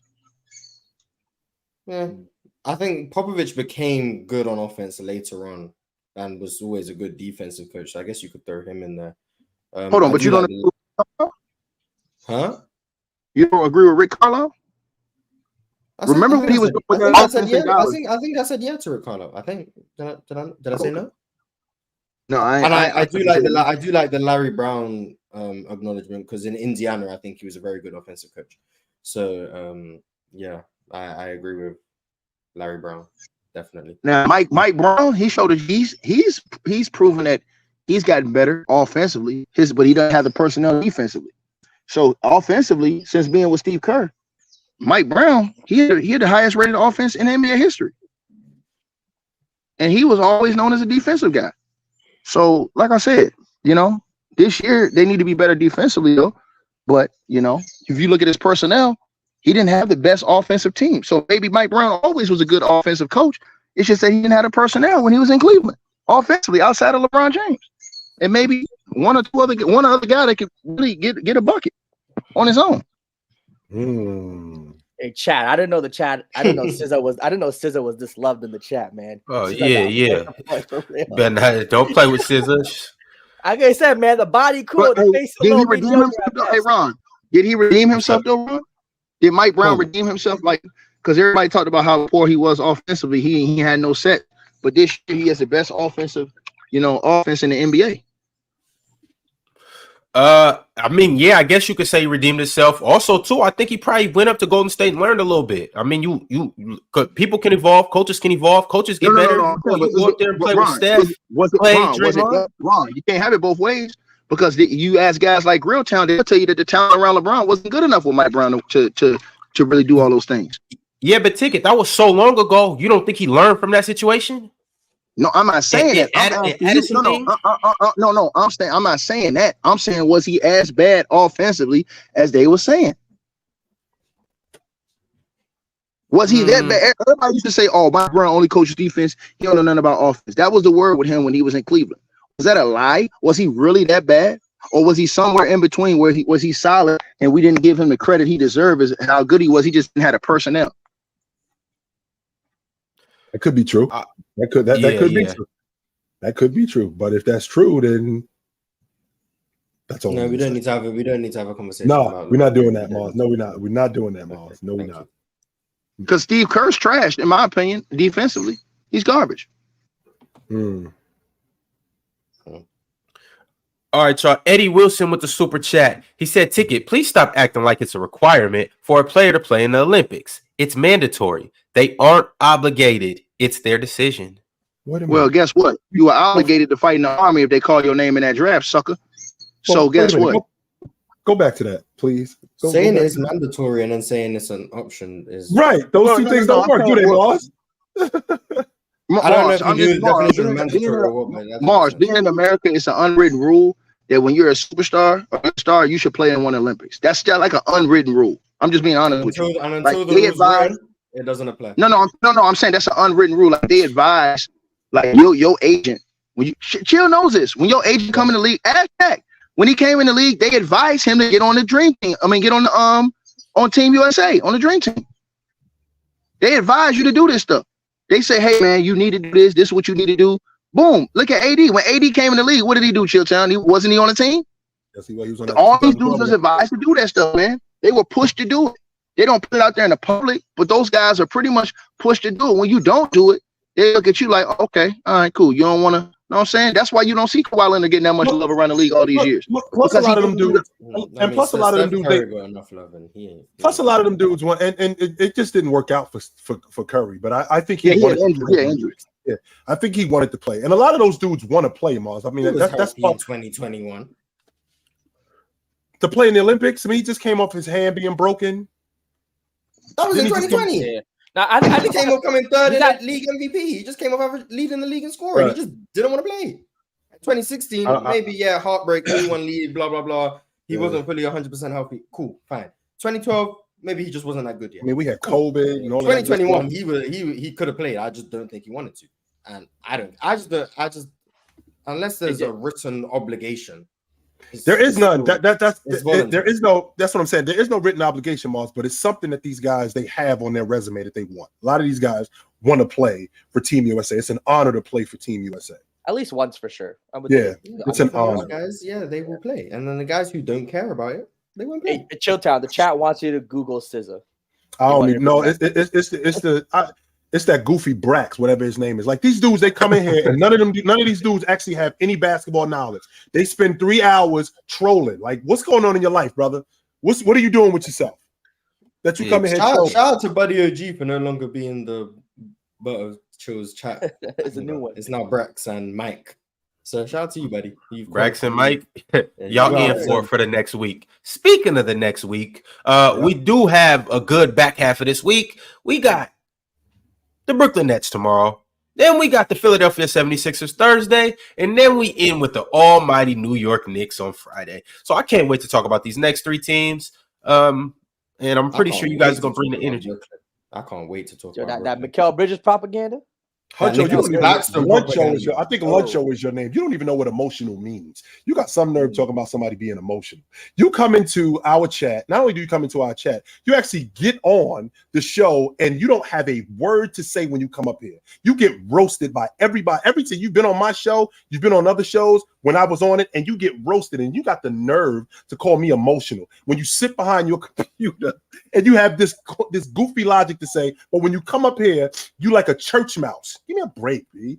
Give me a break. That's why they call you Luncho, because you lunch. Every time you start talking, these dudes eat your lunch. That's why they call you Luncho. The baked potato. Yeah. PTR JWAP with the super chat said, man, it's going to be a once-in-a-lifetime thing. All the top guys of the 2010s on the same team. Man, Ox, I'm pretty sure he meant to say, man, Ox, stop being a buzzkill. Youngins that had their chance. It's going to be a big selling point. I think they're going to market the hell out of this team. They'll have a whole camera crew. They'll make a documentary on them. Like it'll be a team that's focused on and loved for sure. Welcome to the show, Dub. Oh, goodbye, Dub. Quick in and out. All right, keeping it pushing. Winner with the super chat says, shout out to Noah Lyles for starting drama and making the old heads come together and play in the Olympics. dub Noah Lyles. Noah Lyles didn't do nothing. Noah Lyles, he just shut his ass up. Noah Lyles ain't won every single tournament he been in. Noah Lyles is saying stuff. He's trying. What happened? You lost him. Noah Lyles is a clown. You talking down in your own country? You a clown, dog. You a clown. All he did that was for attention. Nobody cared about that dude. Nobody cared that he existed before he said that. He need to sit down and shut the hell up, man. Nobody care about the best sprinter in the world right now. Or man, no, I'm saying he hadn't won every heat. Has he won? Did he win every Olympics? Did he win every? Did he win every race? I think he's only competing. He needs to sit down and shut the hell up, man. And you know what? Shout out to Lowe, because Lowe exposed all of that. The NBA don't even be putting on their paraphernalia, on their merchandise. They don't be putting world champion. They be putting NBA champion. They've been doing that for the last almost decade now. So him saying that he was already wrong when he said that. Rat. Jay Renrick sent through a super chat, said, this list lets you know that LBJ has played against better players. What list? That was the top 15 list when we were trying to find 15 players better than Patrick Ewing. Which we didn't find. How he played against better? How he played against better players? Mike played against Larry. Mike played against Isaiah. Mike played against Hakeem. Mike played against what's the boy's name? Chilltown from the Hawks. From the Hawks, Dominique. Mike played against all these guys, man. Mike played against Penny Hardaway and all these dudes. Man, cut it out, bro. Y'all LeBron played against Jamal Murray, man. LeBron played against Jamal Murray. I don't know. They both played against greats. I think LeBron has the edge a little bit. He got swept against Jamal Murray. Hold on. How you get credit for getting your ass whooped? He got swept against those. He was getting their ass kicked against those. Yeah, but he beat him before. Jordan lost to Penny Hardaway too. Jordan lost to Penny Hardaway. And no, he didn't get swept. Hold on. Jordan didn't get swept. He didn't get swept. Yo, fellas, I gotta dive in. I want to get through these ticket. I want to get through these super chats. I want to get through these super chats. We can start off the show tomorrow hot with this same exact topic. Oh no! I promise you. Nah, Mars, you started this. Mars, you started this. I think you gotta finish it. LeBron competition is better. All praise MJ. All MJ. He's the GOAT. He's the best player ever. I'm sorry. LeBron faces better competition. We know this. No, Jay, I didn't mean it. All right, hey, tomorrow we'll start off with this before we get into the Brooklyn Mets. Mars, you're gonna love it, Mars. I promise you. But Eddie Wilson said, like Pirate said about the Bucks, hopefully Dick doesn't climax before the season is over with. Man, live. We can have multiple climaxes. It happens. Pat Love said Toronto Raptors are going to be a problem this year in the NBA. Let's go Raptors. Pirates somewhere trying to find them stolen car keys, man. Get the hell out of here. Go ahead. Eddie Cofield said Dre a bully. Didn't have that energy for Tristan. Nope. That's true. Doing Jordan-Poole is a little soft. So we say Draymond Green has no self-control, and then he shows self-control on the court, and then he's not keeping. He didn't show self-control. He didn't. He was still acting like a damn fool. He just knew who to punch. You know what I'm saying? He knew who to punch. The same thing with LeBron James. Why he didn't punch LeBron James? Mars, it's called selective reading. Hey, chill town. LeBron James put his manhood on your top of your head. Why you ain't punch LeBron James right there in the NBA Finals? Why you ain't punch? He did. You can literally see the video. He did that. That ain't nothing. That ain't what he did to Jordan Poole. Cold cock like he did Jordan-Poole. That's not a. So what you wanted to do? He got suspended for that. You wanted to just straight punch the man in the face. That's that fake tough guy stuff, bro. If somebody, if somebody walked over your head right now, you're not outside, so you don't. Hey, Chilltown, if somebody put their sweaty manhood over your head right now, what you would do? You wanted to do more. You wanted not what he did. It'll be more than that. He would have just missed the rest of the series, and everyone would Draymond Green. Yeah, exactly. Yeah, he's not gonna do it on the court. If anything. Yeah, he should have punched him on the court. If they want to deal with it off the court, if he really a tough guy, he gonna be punching Jordan-Poole, bro. You should act like that to somebody your own size. Everybody, bro. That's a fact, Doug.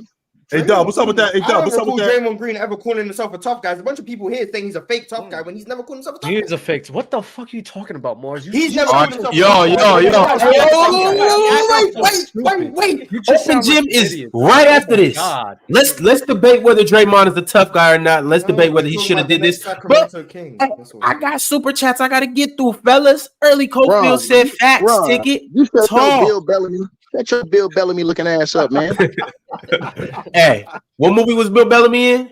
I already show you how to be one of them. Real. Hey, y'all wait till PC come with the shows that ain't about basketball. I'm gonna show y'all something. Hey, I'm gonna show y'all who's America's most eligible bachelor. But back to these super chats. Early Cofield. Jill's trying to ask me a question. I just want to know what's up. I just want to know what's up with that fade, Doug. That shit cleaner than the kitchen sink right there. I don't want to touch it. I'm gonna cut my fingers or something like that. Shout out to the bar. Leave it alone. Take Man. full screen. Be on this John B. That fade cleaner than the kitchen sink right there. All right. Okay, Yeah, I think Jalen's a little fresher than Dub though right now. Keep going, no, Ron. I'm sorry. If we having the hair off on Man, the panel, Ron, stop that. Jalen's on steroids, man. They told me Jalen's on steroids, bro. Yeah, they're gonna hate, baby. You gotta hate. You gotta hate. When you look like this, Hey, you gotta Mark, hate. they told me Jalen is on steroids right now, bro. They told me Jalen is on HGH right now, bro. You gotta Performance hate. I enhancement. understand. You got to. Just like his When I was younger, younger, when I was in my early 20s, I hang out with Jalen. Jalen looked like he attract a lot of chicks. He looked like he attract a lot of chicks. I can get with that. Hey, Chilton, you ever trying to man? You come to the club with me anytime, man. We'll get you. I'm a little too old for that now. I'm a little too old for that. No, he not. He was out in the club. Don't lie. Don't lie. You was out in the club. Shit was out in the streets. They told me Jalen went from bench pressing 100 to almost 350 pounds in less than 2 months. And You know that Barry Bonds workout plan? Barry Bonds diet? We went to we didn't go to the club. We went to a pool spot. That's where we was at. Oh, okay. We went to two places. There was a place with some music and a bar, and don't let me air out some things you was doing over there, Chilton. Okay.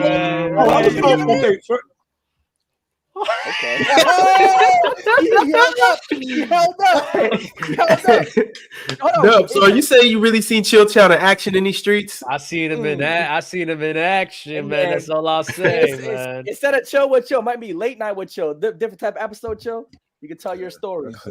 All right, so I got to transition back into these super chats. Early Cofield said if Curry picked Poole over Draymond, he is gone. Thanks.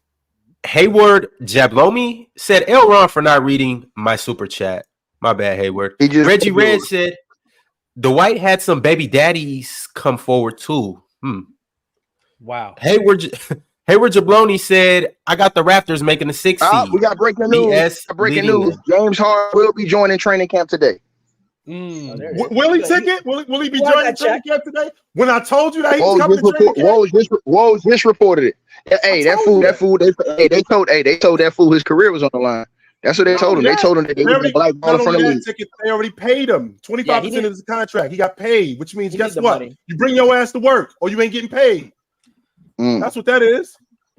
Damn, Early Cofield said, Miss Chill's old lovable ass. Jalen, I can't stand. Hey, you keep watching me though. Keep watching me, buddy.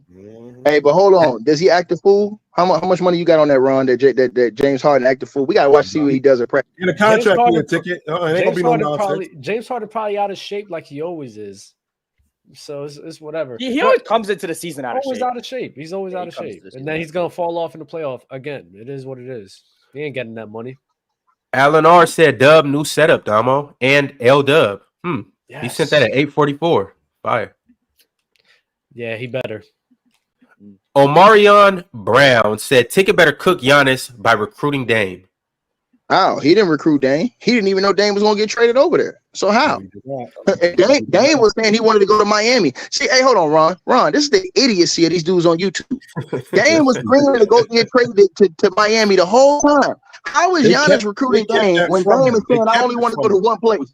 They kept it from him because he boys with Drew Holiday, so they kept it from him. They ain't even tell him about it. What are you talking about? You guys is clowns on YouTube, straight clowns, bro. Yeah, what are you talking about? Eddie Wilson said the silence is so loud. No time off. Baca said any of those PGs you mentioned win a ring? No. Kyrie greater than Halliburton, Bryson, sure. Keeping it pushing. Dead Op Smoker said Mars will put the pause on Ticket. He ain't talking about nothing. Yeah, man. Mars might be in the up, man. I just have to take the L. It is what it is. If he whoop my ass, he whoop my ass. Lyndon Ihiggy said Ticket logic. Dame a 1 with the Bucks average more points and assists. No, I don't think he averages more points than Giannis. Giannis is still the number one option. Dame just said Giannis is the best player in the world. You make it make sense, clown. Rat, jabroni. Dame also said he thinks he's the best player on every court he steps on. So No, but he just said, hold on. He just said yesterday. He just said yesterday that Giannis is the best player in the world. He just said that yesterday. I know he said that. He also said every time he steps on the court, he thinks he's the best player. Which is also not he's a capping ass lying ass he's the dude. best player, but then say Giannis is the best player in the world. It doesn't make sense. Yeah. Well, hey, that ain't my fault. Dame changes statements up every day. Yeah, that's what I'm saying. That just doesn't make sense. Greatest said the Olympics equals a TV show. No one is watching without the superstars. Except for Bob and Damo, two big dummy. Big names definitely help win the rating. Bob and Damo, hey, Ron, you know what I'm thinking about Bob and Damo? Them two big dummies know how to make the worst show ever. These two big dummies will make a show without no stars and expect everybody to watch, and then get mad when ain't nobody watching. Man, sit down, bro. PTRJ. All right, chill. Fellas, I'll see you tomorrow. Out. They need to chill. Peace. PTRJ Wop said LeBron, Curry, KD. Who don't want to see that? Let's see it on the Houston Rockets. I'll see that. Must see TV. Biggs said bring back Quiet Ticket. Jeez. Brush your teeth first. PTRJ Wop said F what y'all say. I want to see Bron, Curry, and KD. I don't want to see that. Who wants to see that? Curry and KD, all you did was cry for threes. Interesting. Exactly. The Tribe One said we won gold in the last Olympics, I think. Yeah, you haven't not got gold since 04. PTRJ Wop again said, how about this, Ox? You just don't watch at all. Fair? That's a fact. Is that fair, Big Ox? Bob, it ain't my fault you can't sell free food to a crackhead. That's your fault. Ronaldo said, do we think John Morant will have a chance to go? If he has a good season, maybe. Yeah, why not? Marquivian Black said, damn, triple salute, Ron. I fuck with the jersey. Hashtag dub host. Appreciate you, Marquivian. Irvin K, who's apparently AI generated, said ticket is building the Ultimate Team USA dub show. Irvin K, one of the goats in the chat, man. Shout out Irvin K. For the history of the game, you go out there and in the history, everybody will look back at that. Early Cofield said, please bring back Pirate and get rid of Jalen. Shaking my head. You don't like Jalen, man.